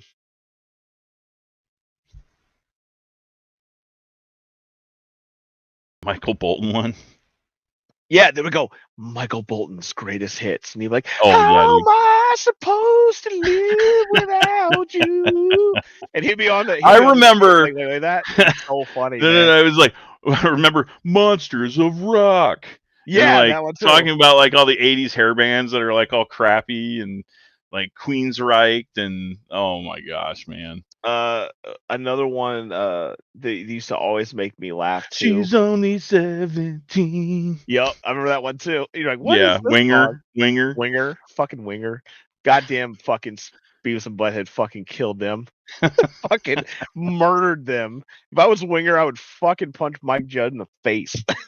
Oh, holy crap. Okay, so I've got the track list for Now That's What I Call Music, released in October 27th, 1998. We've Oh, got, okay, that's probably the right time when we were like probably like ready for military. Yep. yeah, I mean, I was a sophomore slash junior in high school during that time. No, I was a junior. I was a junior by that time. Anyway, so we've got As Long As You Love Me, Backstreet Boys. Say You'll Be There, Spice Girls. See, I knew Spice Girls were on that. Mbop, Hanson. I should have known that was on there. You got freaking Zoot Suit Riot. Oh my gosh, shoot me in the brain. Freaking that whole thing. Ugh. So Ugh. so it was called Timeless, the classic music album. So they would Timeless. like, yeah, Timeless, the classic music album. That's what it was. It was like the classics like Michael Bolton, and then he'd be like, "How am I supposed to live without you?" And all I remember is, and then they would cut into like, when they will build this thing together.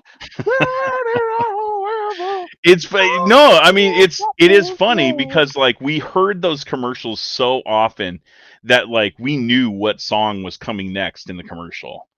Like it was because that stupid TV guide listing.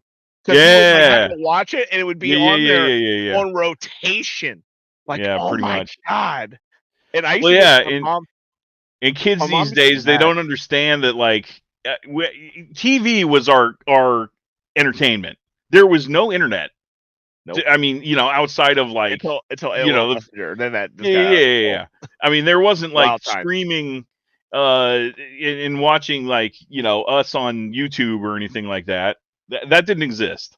So like your only option was to suffer through these commercial breaks and watch you know, now that's what I call music, or the greatest hits of Conway Twitty. Oh man, Conway Twitty is the man. I love it.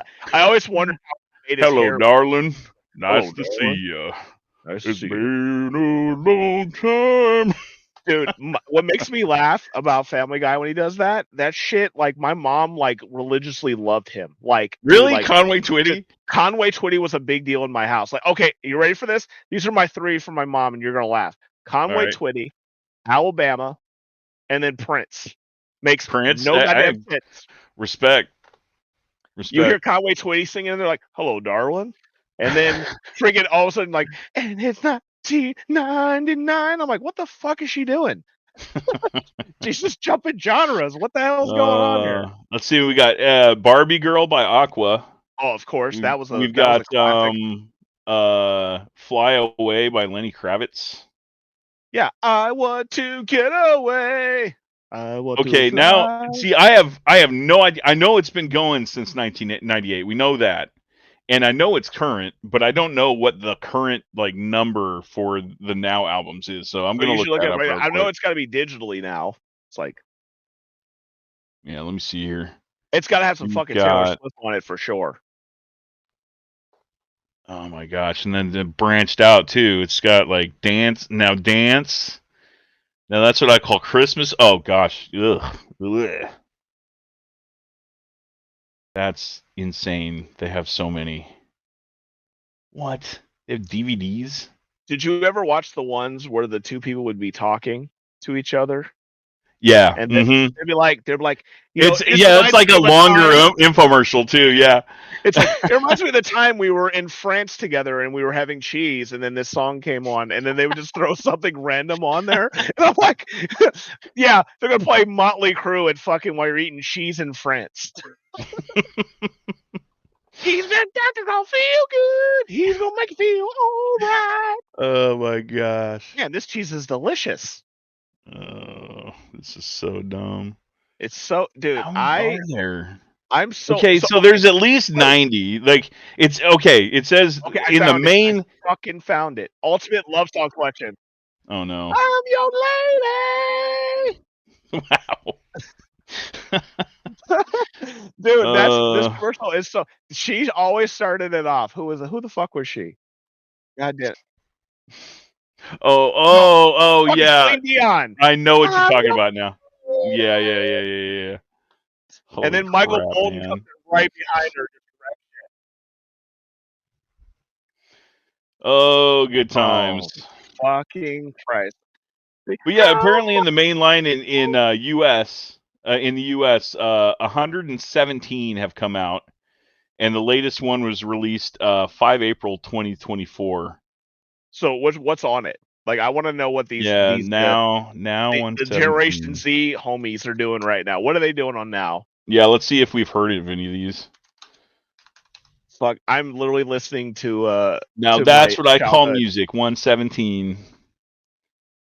Oh, it's $16. I can add it to cart right now. Holy crap! There's 2 CDs on it. Dua Lipa. I know some of these words. Jonas Brothers. Okay. Disturbed Sound of Silence. Really? Okay. Oh my god, dude! I forgot about Linda Ronstadt. Holy shit, Ronstadt, yeah. dude, that's hilarious. I Yep. forgot about the other guy because they always sing next to each other, and they're always staring at each other in every fucking music video, which is hilarious. Holy shit. He's just sitting there like this. He's just looking at her, just doing this. Goddamn Rostat. How hilarious is that? It has the most German name ever. Yeah. I miss, honestly, I miss those commercials. And like, it's funny because like we would hate whenever the commercial break was on and like couldn't wait until like whatever show we were watching was back on. But now I'll go on YouTube and there are like channels dedicated to just those old commercials, and I love it. I eat it up. So, funny story about those commercials when they would come on. I used to drive my mom crazy because I would just lip sync them the entire time. I'm like, Oh my gosh. the I other remember funny thing, there was another one. It was Pure Funk. That one yes, was on. Yeah, Pure Funk was on all the time. Pure Moods. Pure Mudes was what is that? It was What is Kenny that fucking, G. no, it wasn't KG. He was. It's the god damn it. It was the emotional lady. She I'm would looking. just, I'm looking. god damn it. I'm looking right now. Enigma. You can say where Enya. the Enya. road goes. Yeah, Enya. Where the day goes, holy torn. Why do you remember that song? Dude, I had so many girls that used to do. I used to be in their cars and they'd be playing this, and I don't know what to do. Like, are you having a bad day? Like in my head, am I supposed to say something like, "This fucking sucks"? What are you I doing? swear, dude. Every parent ever had Pure Moods. Let me just tell you this too. I don't give a fuck what you say out there, dudes. All the manly dudes in the 90s, you fucking listen to Enya. I know all you motherfuckers at home by yourself were listening to that shit in your house crying. Don't fucking lie, because I've done it. I've actually done it. I'm like, who can say the road goes? God damn it, she left me. So like the whole thing that kind of brought on this tangent was like yesterday. Like Natalie, you know how I was saying like I'm that Kermit meme where he's passed out on the bed with like an oxygen mask and can't breathe because he's laughing at his own jokes. That's me. That's me. I laugh at my own jokes. I think I'm the most hilarious person in the world, which I am. 100%. I agree on that. Yeah. Anyway, Chuck Norris approves. yeah. So like one of my favorite pastimes is it'll be like 11:30. Natalie will have to like get up in the morning at like 5, like early, and I'm such a jerk. Like I'll just be like in these like hyper moods where I'm just like trying to make her laugh or trying to make myself laugh, honestly. And like I'll think of like the most random song for Alexa to play, because like I said, if I talk through my mask, she understands and she'll play it. The one that I always try and sneak in there, and Natalie actually like went downstairs and was feeding the cats, and I told her to that A word to I've got one of these things right next to me, so I can't say the name. Yeah. So anyway, I told her to play "We Like to Party" downstairs in the kitchen, and it starts out with this bus horn honking like really loud. So it scared the crap out of her. But like I'm constantly.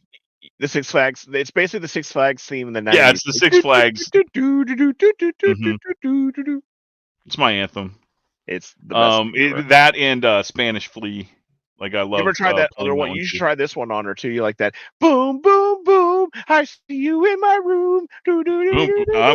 I gotta write that one down. I don't know that one. Dude, look it up. It's hilarious. It's like, I will. It's just a girl yelling real loud, like boom, boom, boom. Oh my God. I see you in my room. So I'm a weird savant with music because I find humor in some songs. Like I'll just listen to them and I'm like, it's hilarious to me. So I'll do that. Like I don't know if you know the song from Kiss is "I Was Made for Loving You." Yeah. Mm-hmm. So me and my friend in Germany, Joe.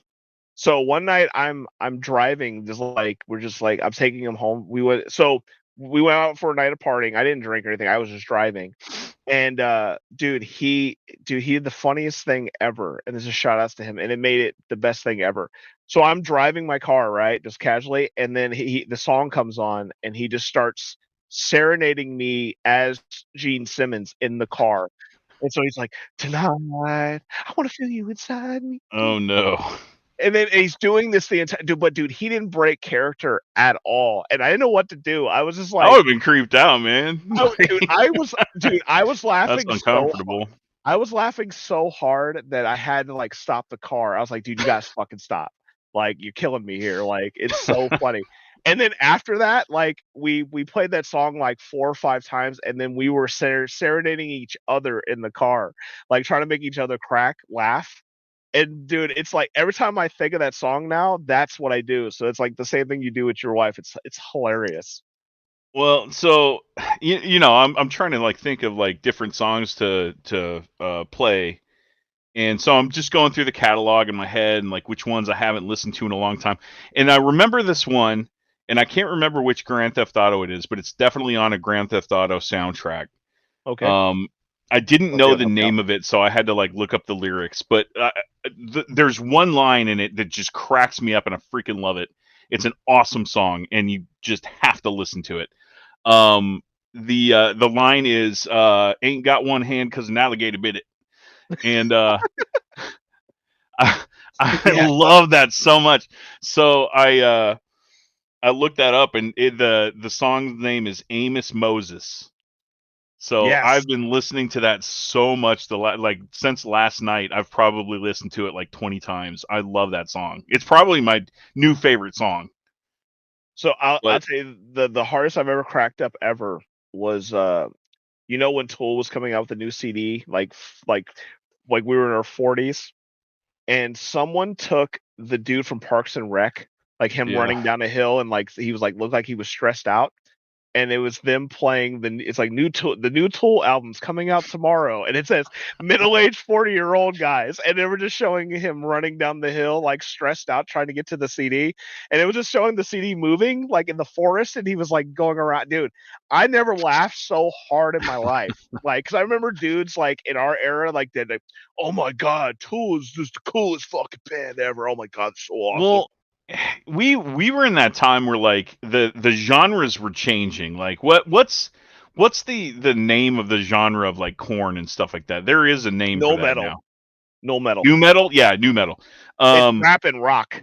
yeah. So you've got like Coal Chamber, Static X, Power Man 5000, Corn, Limp Bizkit. I mean, like you've got all these bands like popping out of nowhere and trying to like make themselves a thing, and they are Slipknot.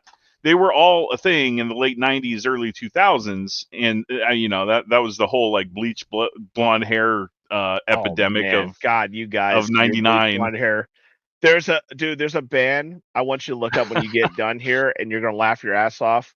So a band you never heard of, and by the way, Cher had a son with Sonny Bono, Yeah, and his son jazz. from Sonny Bono, he had a band, and he made his own band, but he tried to sound like Power Man 5000. Oh really? So if you ever get a chance, look up a song, guys. It's called "Key to the Gramercy Park." It's the most awkward. I'm like so embarrassed of my age, like from that era. Like we were teenagers then. I'm like, ugh, he really like screwed the goose on this one. Power Man He, 5000, awesome.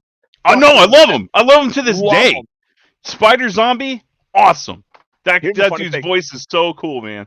You ready for everyone that sounded like this in the 90s? Hey dude, did you know that he's freaking brothers with White Zombie? Yeah, Like those family members. exactly. Every Rob dude I ever Zombie's brother or dude, cousin. I used to laugh at I went to a concert saw Power Man 5000. I had 5 dudes come to me and tell me that like, dude, did you know that he's with fucking I know Rob that's like the White first thing Zombie? anyone ever says.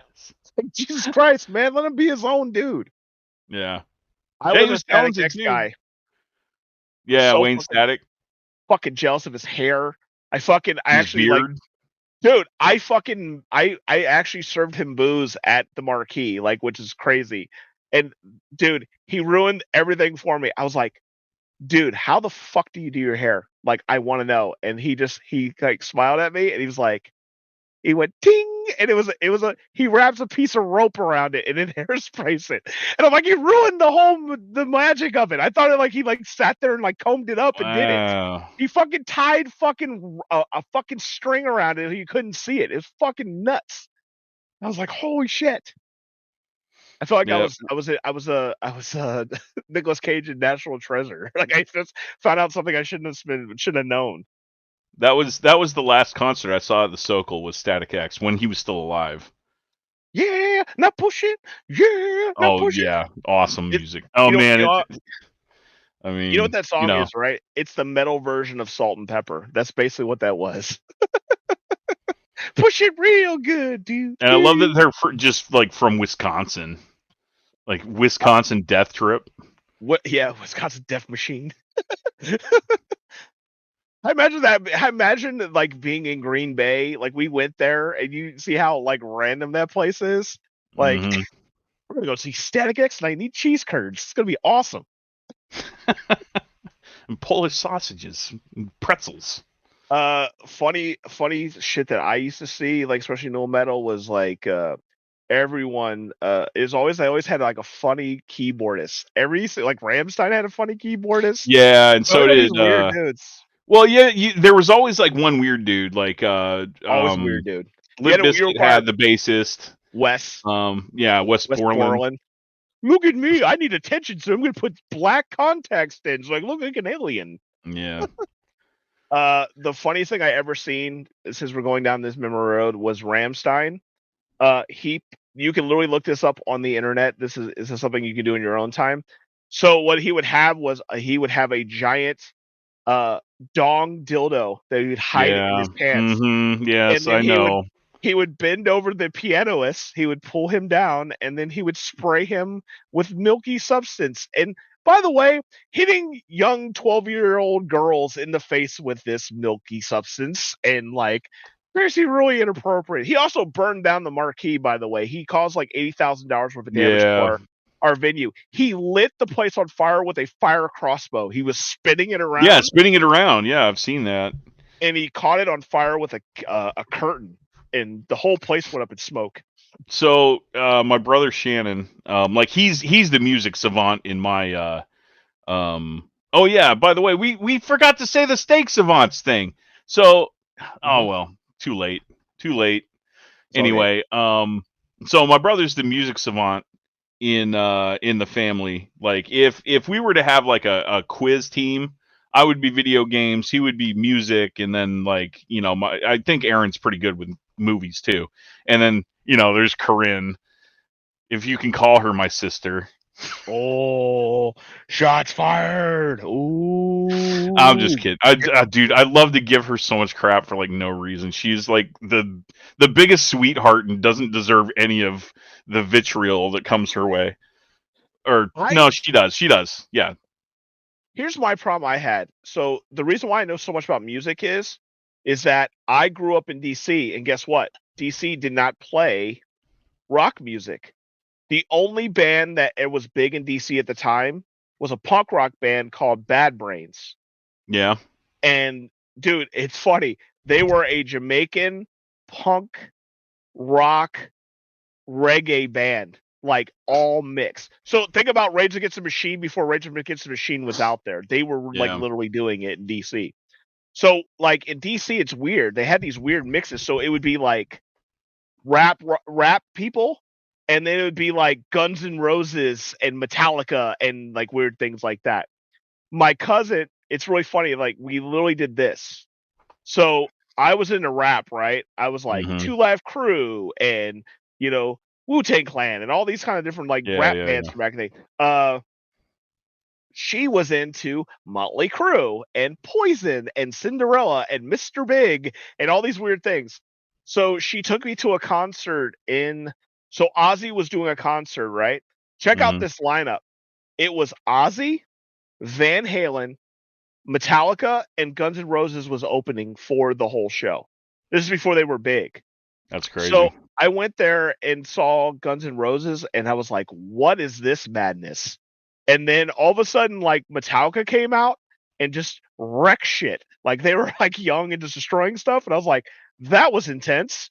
And then Van Halen came out and did Eruption, and I was like, "What the fuck is this?" I got hit from all sides. And then Ozzy came out, and here's this conjury old man. Like I was like, "What is wrong with this dude?" He had his hands up, and then he's like, and then he goes into Shot into the Dark, and dude, he was awesome. And I was like, this old man just got resurrected from like Mr. Burns to a fucking rock star. Like, what the fuck happened? Yeah. And that's when I got influenced. But then when I moved to the West Coast, where you were from, that's when nu metal came out, and everyone was into that. Yeah. So I was like, I got embedded into everything. And my mom, of course, the classics. Yeah, I'll get to that in a second. But I brought up my brother because he actually went to the Family Values tour. I did too. That's the one they burned it down. Wow. Okay. That's the one where they burned it. At $80,000 they burned it. Yep. Dang. Yeah, so he went to that, and yeah, I heard all about Rammstein and that gross stuff that they do. Like, ew. Dude, did I ever tell you about the boat? Yeah, where the drummer like goes out, or the keyboardist goes out on the boat, and like, dude, in Germany, when I was in Germany, he did that. And what was funnier was there was a dude on a dolphin that was also getting pushed, and then they threw the dolphin guy into the boat with him, and then they were both sailing together, and they're all like waving and like doing like, because he had a row, like he had a row, so he had 2 rows in there, and he gave one to the other guy, and they were acting like they were rowing to the front. And then as soon as they got him on the stage, they pushed him off into the crowd. It was so funny. You didn't go Family Values at all? Like, you didn't go Limp Bizkit or anything? No. Mm-mm. Dude, my first concert was MXPX, and it was in this like dive bar. Yeah, that's the best. Dive bars are the best. Mm-hmm. It was fun. It was a small crowd. It was Humboldt County though. Like, no one ever came up and saw us, so you had to like travel down south and like at least San Francisco to see anything big. Arizona, dude. Like, this is what would happen. You would be at school and they're like, dude, this band's coming to this spot, and then you go to this, it would be a random house somewhere, and you go to the basement, and it would be fucking like some grandma would be upstairs, and then downstairs would be like a punk rock show, like mosh pitting downstairs going crazy. Like, holy shit. Yeah, okay, so that's funny that you mentioned something like that. So like I've got kind of a similar story, but most of my music influence, like my brother has like introduced stuff to me, or my dad, really. I mean, his music was playing all the time, so that's why I love yacht rock so much. Hall and Oates and So was I hate to say it, I know I'm gonna pull a half-baked reference. He's like, have you listened to Michael McDonald? Have you listened to Michael McDonald on Weed? Oh man, this is the shit. Yeah. No, so Shannon, my brother, like he introduced me to this band. There's this random band called Stereo Total. It's this German DJ and a French woman, and randomly, like back in, I don't know, like 2011, 2009, somewhere around there, they were in Omaha. They were touring with Leslie and the Lies, which is this other like really obscure, I mean funny like band, but there were literally 6 of us in the crowd. There were 6 of us. Yeah. That's the worst, because then they can hear every comment that you're making. No, it was awesome. Like, it was so good. Like, both of them crushed it, even though they had like a tiny like little like audience to like play to. They killed it. Like, so much respect for them. The funniest like big band little concert I ever went to was Godsmack did this thing where they would tour and do these random spots. They would do like you know how it is, like the unplugged stuff, like Alice in Chains and them. Yeah. They were doing like an unplugged. So I had a girlfriend at the time, and I surprised her. I said, hey, guess what? I got the tickets. There's only 100 people allowed to be in this place. I spent an assload of money, right? So I'm like, this is going to be epic. I'm going to meet Sully from Godsmack. That's going to be awesome. Like, there's only 100 people. I mean, he's got to at least say hi to me. You know what I'm saying? I'm not the one that's so far away. He's from Boston, by the way. Snake bite. What? He's from Boston. He's not from Louisiana. He's from Boston. Didn't know Okay. that. So here's the funny thing, right? So I didn't get the memo. I didn't read what the ticket said. The ticket said that I was supposed to bring a yoga mat and all this other stuff, right? Oh, what? Yeah. So You sitting on the floor? so shout out to KUPD, by the way. KUPD is our rock station from Arizona. Shout out to them. They're still alive today. Kick ass. They're really funny dudes. If you don't ever check them out, you should check them out. But dude, I walked in and there was like it felt like I was going to like your YMCA yoga session. It was just like random old dudes like in like yoga gear and stuff, like crop top cut off stuff like that. And I'm just Cool. standing around like, what the fuck is going on? And like even the girl that I went with, like she was like, "What the hell's going on?" And so Godsmack security like just saw me just randomly standing there with this girl, and like they went in the back. The dude got huffy with me, and he came back. And he's like, "You take this yoga mat and you sit down right there." And I was like, "Yes, sir." And it's like this is like awkward because he's like, "We're videotaping this, and we don't need some Oh. person just standing around." And I didn't realize on the thing it said also videotaping. So I'm supposed to be fucking yogaing up with him. So he come, dude. They had. I'm not. This is not a joke. Curtains were up, and he was literally like this when he came, when they like this. And the thing that you just said is like, "I'm not the one who's so No far." way. Dude, he was lifting it up. Voodoo? He was singing the song in yoga position, and I was like, "What the fuck did I just get myself into?" And then like he would sing songs, and then he would get up and he would like light incense, and then he'd play drums, and then he was telling us like I guess the guy from Rush trained him how to do drums. He used to be his Yeah. drum tech. He used to be Wow. Rush's drum tech or something like that. So then, of course, like I told you, like they were doing Q&A, right? You could ask a question to Sully and blah blah blah blah blah. And so this kid asked him, he's like, "So what does Godsmack mean?" And it's a Rush song. Oh gosh, you told me about this. Yeah. So all the crowd just obliterate. You know how it is, like when you don't like elitist. Yeah, they're like, oh, all you heard was oh, and then Sully does this shit like he goes, It just recenters himself. he's like calm down. He's like he's like actually it's it's a kid. It's just a kid. Yeah, He's yeah, like, he doesn't know. he's like, hey, it's just I'm a big fan of Rush, and that's what the song's name is, and that's what it is, and blah blah blah. So okay, cool, right? So he does a show. It's pretty cool, whatever. And then like I smell like a fucking you've been in Incense stick. the you've been in those the smoke shops. That's what you basically smell like. Yeah. And so they're like, Sully's gonna come down and he's gonna sign stuff for you and things like that. And we're like, cool. So I had a ticket, and I always get tickets signed. I'm always big on like getting the ticket signed, or like like a drumstick or something. Yeah. So I had my ticket, and I had the yoga mat that the security guy gave me because I was just going to give it back to him, right? So I like hold the ticket out, and he doesn't do that. He signs the yoga mat. He puts the ticket back in my pocket, and then the security guard takes the yoga mat away from me. Dang. I got Come no on. signature. And I was just standing there like, did this fucking happen? Like, what the fuck is this? And then this is the funniest part about it. So I go to a fucking Denny's that's like right outside of it. And so I bought tickets for the entire week. So guess who was there?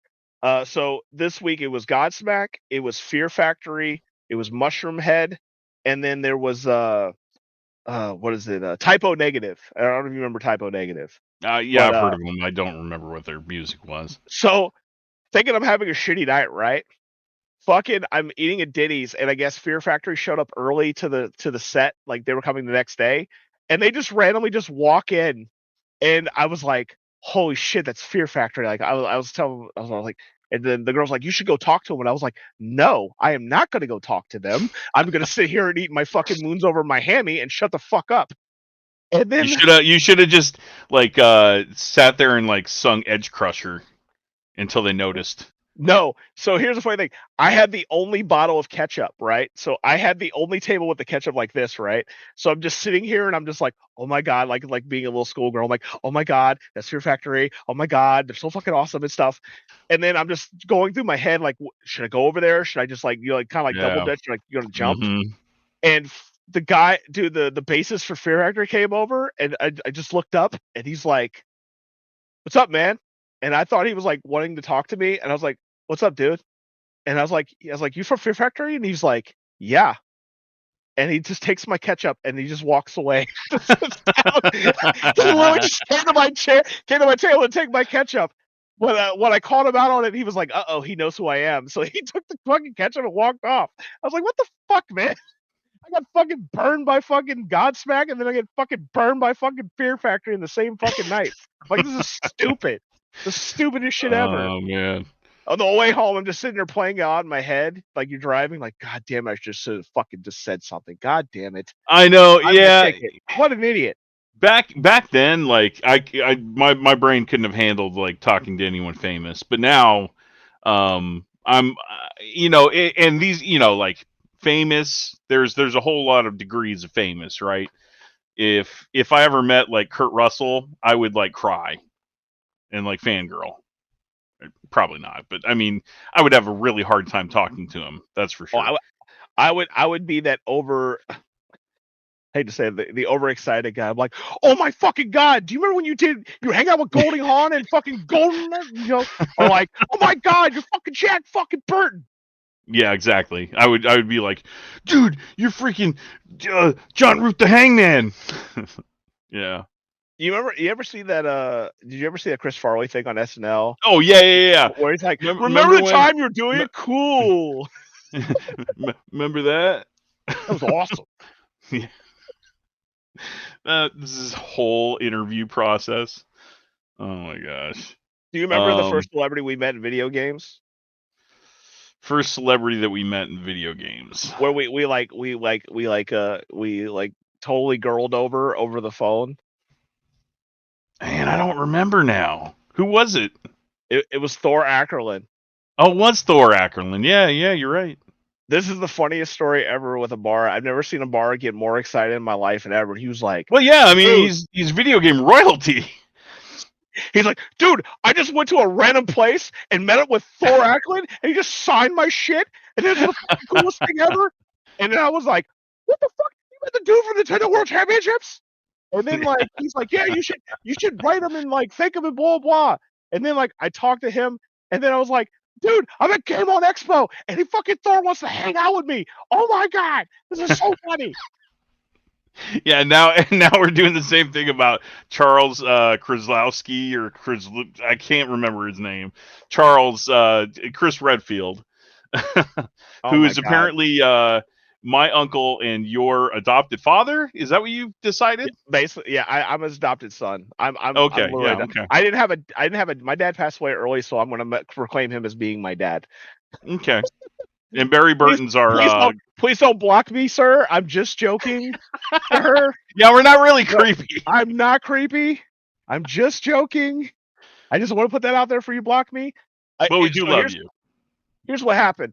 I was sitting around today, minding my own business, taking care of my wife. I was sitting at the hospital, and then there's a group that's basically the real Barry Burton Facebook group. Yeah. And so I posted pictures for me being at MGC with us being there. I got to show him all the pictures we took. And he liked it. And he goes, thank you for I guess he looked up my stuff. He's like, thank you for your service. I appreciate you taking the time to meet me. And he did a salute.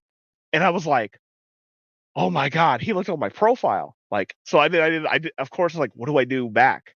I was like, I got to salute him back. I have to do that, right? Like, that's required by law. So I was like, by law. I mean, those are the rules. So here's me sitting there doing this. I'm looking at it and I'm like, should I do the salute? Am I a douche? Does he think I'm joking? Like, that's all the things I'm playing out in my head. Like, I don't want to ruin this moment. He's saying hi to me. We're overthinking this whole thing. He's just a dude. He's just a dude. But here's the thing, like we think of like a chick, like a chick we've always wanted to date. We're like, oh my God, she talked to me. Oh my God, what am I supposed to say? Don't mess this up. Don't mess this up. I like your boobs. I mean, no. It's like liar, liar. He's like, I want to squeeze them. No. And Yeah. that's what happened. So he saluted me. So I just wrote him and said, hey, listen, thank you. I appreciate everything you did. It was my mom's copy that you signed. I think it's the best thing ever. And he liked it, and then he added me as a friend, and I was like, oh my God, we're Facebook official. You know how it is when you're friends, like you just got married. Yeah. Mm-hmm. You just became friends with Chris Redfield. Yes. Yeah. It's stupid. I know we're It's ranting on funny. today. We just wanted to make this just an absolute shit show, and I love it. This is Yeah, what I love MAGDX. So the last couple episodes have come with a lot of like lead up, but I mean, like a lot happened in the last week.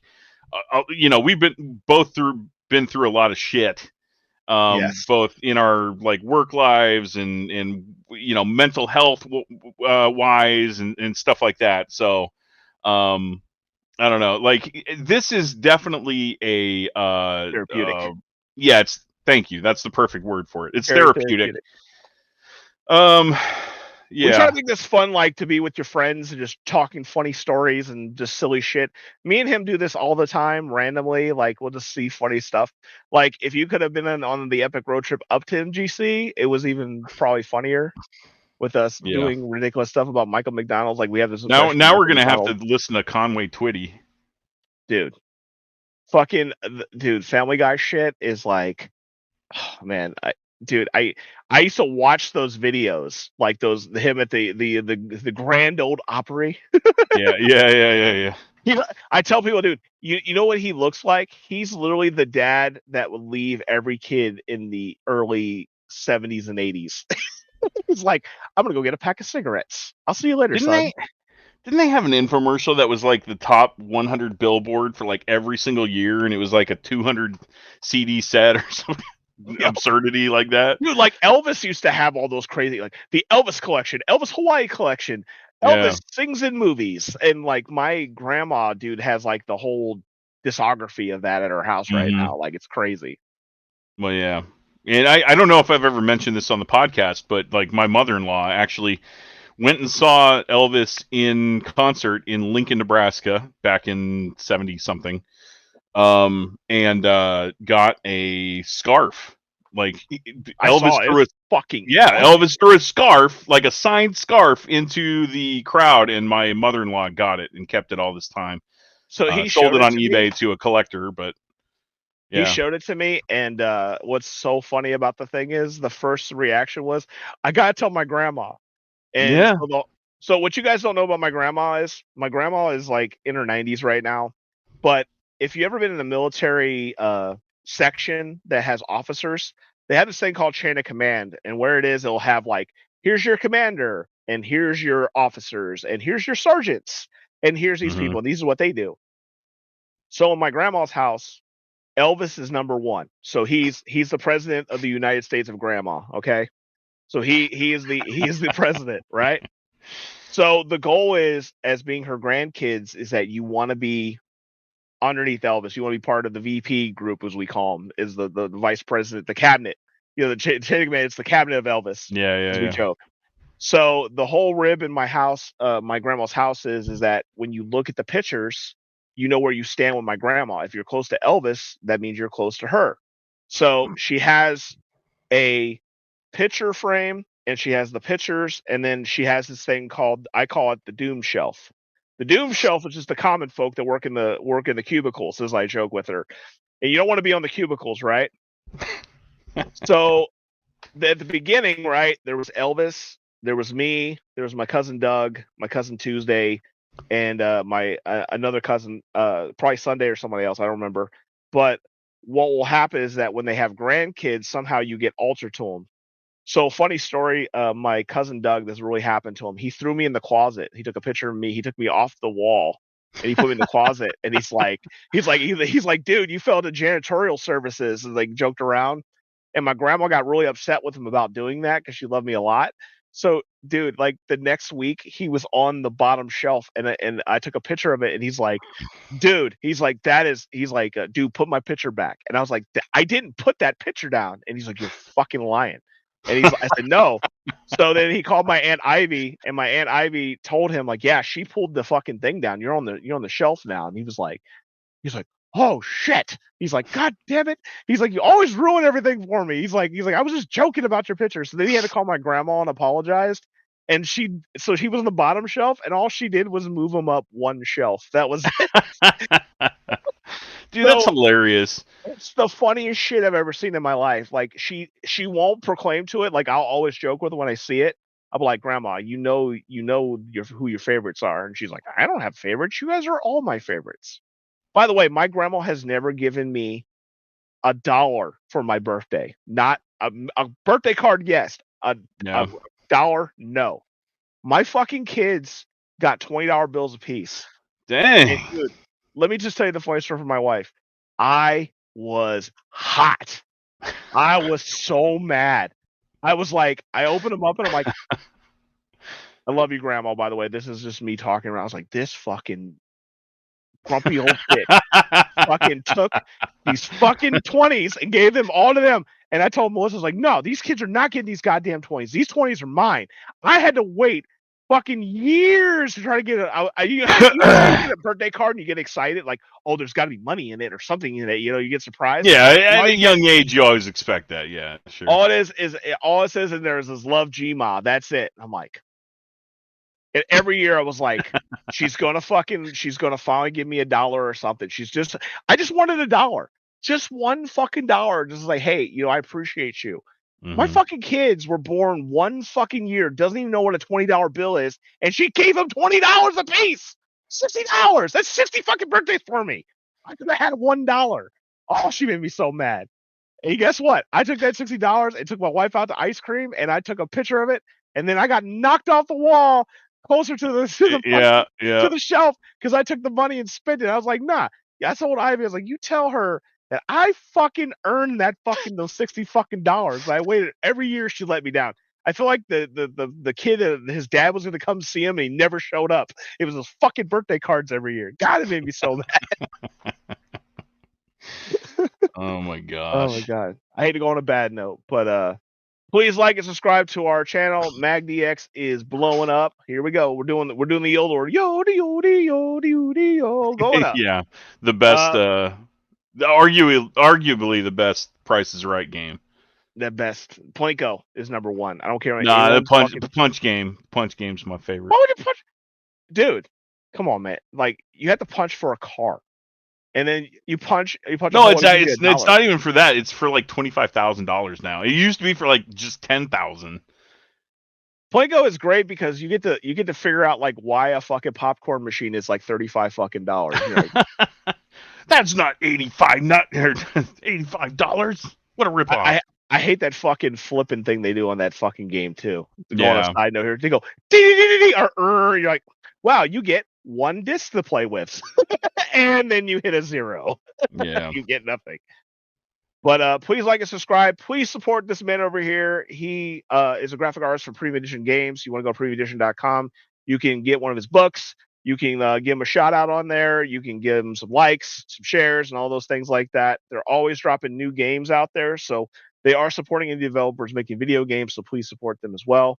Mm-hmm. You can support me on GI Gamer 1981. I will be having some upcoming videos concerning. I'm probably unboxing that monstrosity from LRG. I hope there's not a 3DO disc in there for my Castlevania collection. Yeah. And some other videos that I have upcoming with it. I'm gonna try to do a lot more. Also, I'm on Instagram as well. And remember, we're on a weekly show here, so we're also on Apple and Spotify. But you want to check out our pickups? We do those exclusively on YouTube. And also, you get to see Abar's epic mustache that is currently growing in. He's at 3 feet right now. We'll probably be at 6 next week. You can't see it. It's clear. I have to use Just for Men to like. God damn, you make me so jealous. I just want a black Tom Selleck mustache. You son of a bitch. Sorry, man. I have to do this. I have to do the Amish cut because my mustache looks like Dale Earnhardt Jr. I just can't do it. I don't want to talk to people about NASCAR. I don't. You don't want to tell. You don't want to tell them about Amp Energy. No, I want to talk to them about Ferraris and Hawaiian shirts and reverse mortgages. Yes. Was he on your wife's favorite show? Blue Bloods. Black guy. Oh, yeah, God. Yeah. It's an awesome show. I'm not knocking the show. Yeah, you go watch Quigley Down Under, and then you can have a conversation with me. All right. When you get off here, look up a trailer, Quigley Down Under. Yeah, and if you haven't heard Amos Moses, look up that song and listen to it. It's awesome. Also, if you never heard what a bar's house sounds like when you walk downstairs, just please put on Desert Storm, and then start clapping your hands in the air like this. Really fast. What? You come down to my basement, it's gonna be Hall & Oates. Oh, gotcha. Time. Oh, technically you're the Hall & Oates guy. You have to be the Hall & Oates super fan. Which one? I'm more Michael Hall & Oates. You have to be more. Of the Oh Hall & yeah, Oates for super sure. fan. Yeah, I'm more the Michael Bolton guy. but I'm not Daryl Hall. I'm John Oates. You can't be Oates. Oates I'm only says growing one this thing. mustache. He only says one thing. It doesn't. I can't sing. He just goes It's perfect. time. Listen, guys, I'm gonna say this before we go. He's the laziest person ever. He says one line in every song. That guy sings his ass off, and you can't sing your ass off? That's inappropriate. You're out of touch. I'm out of time.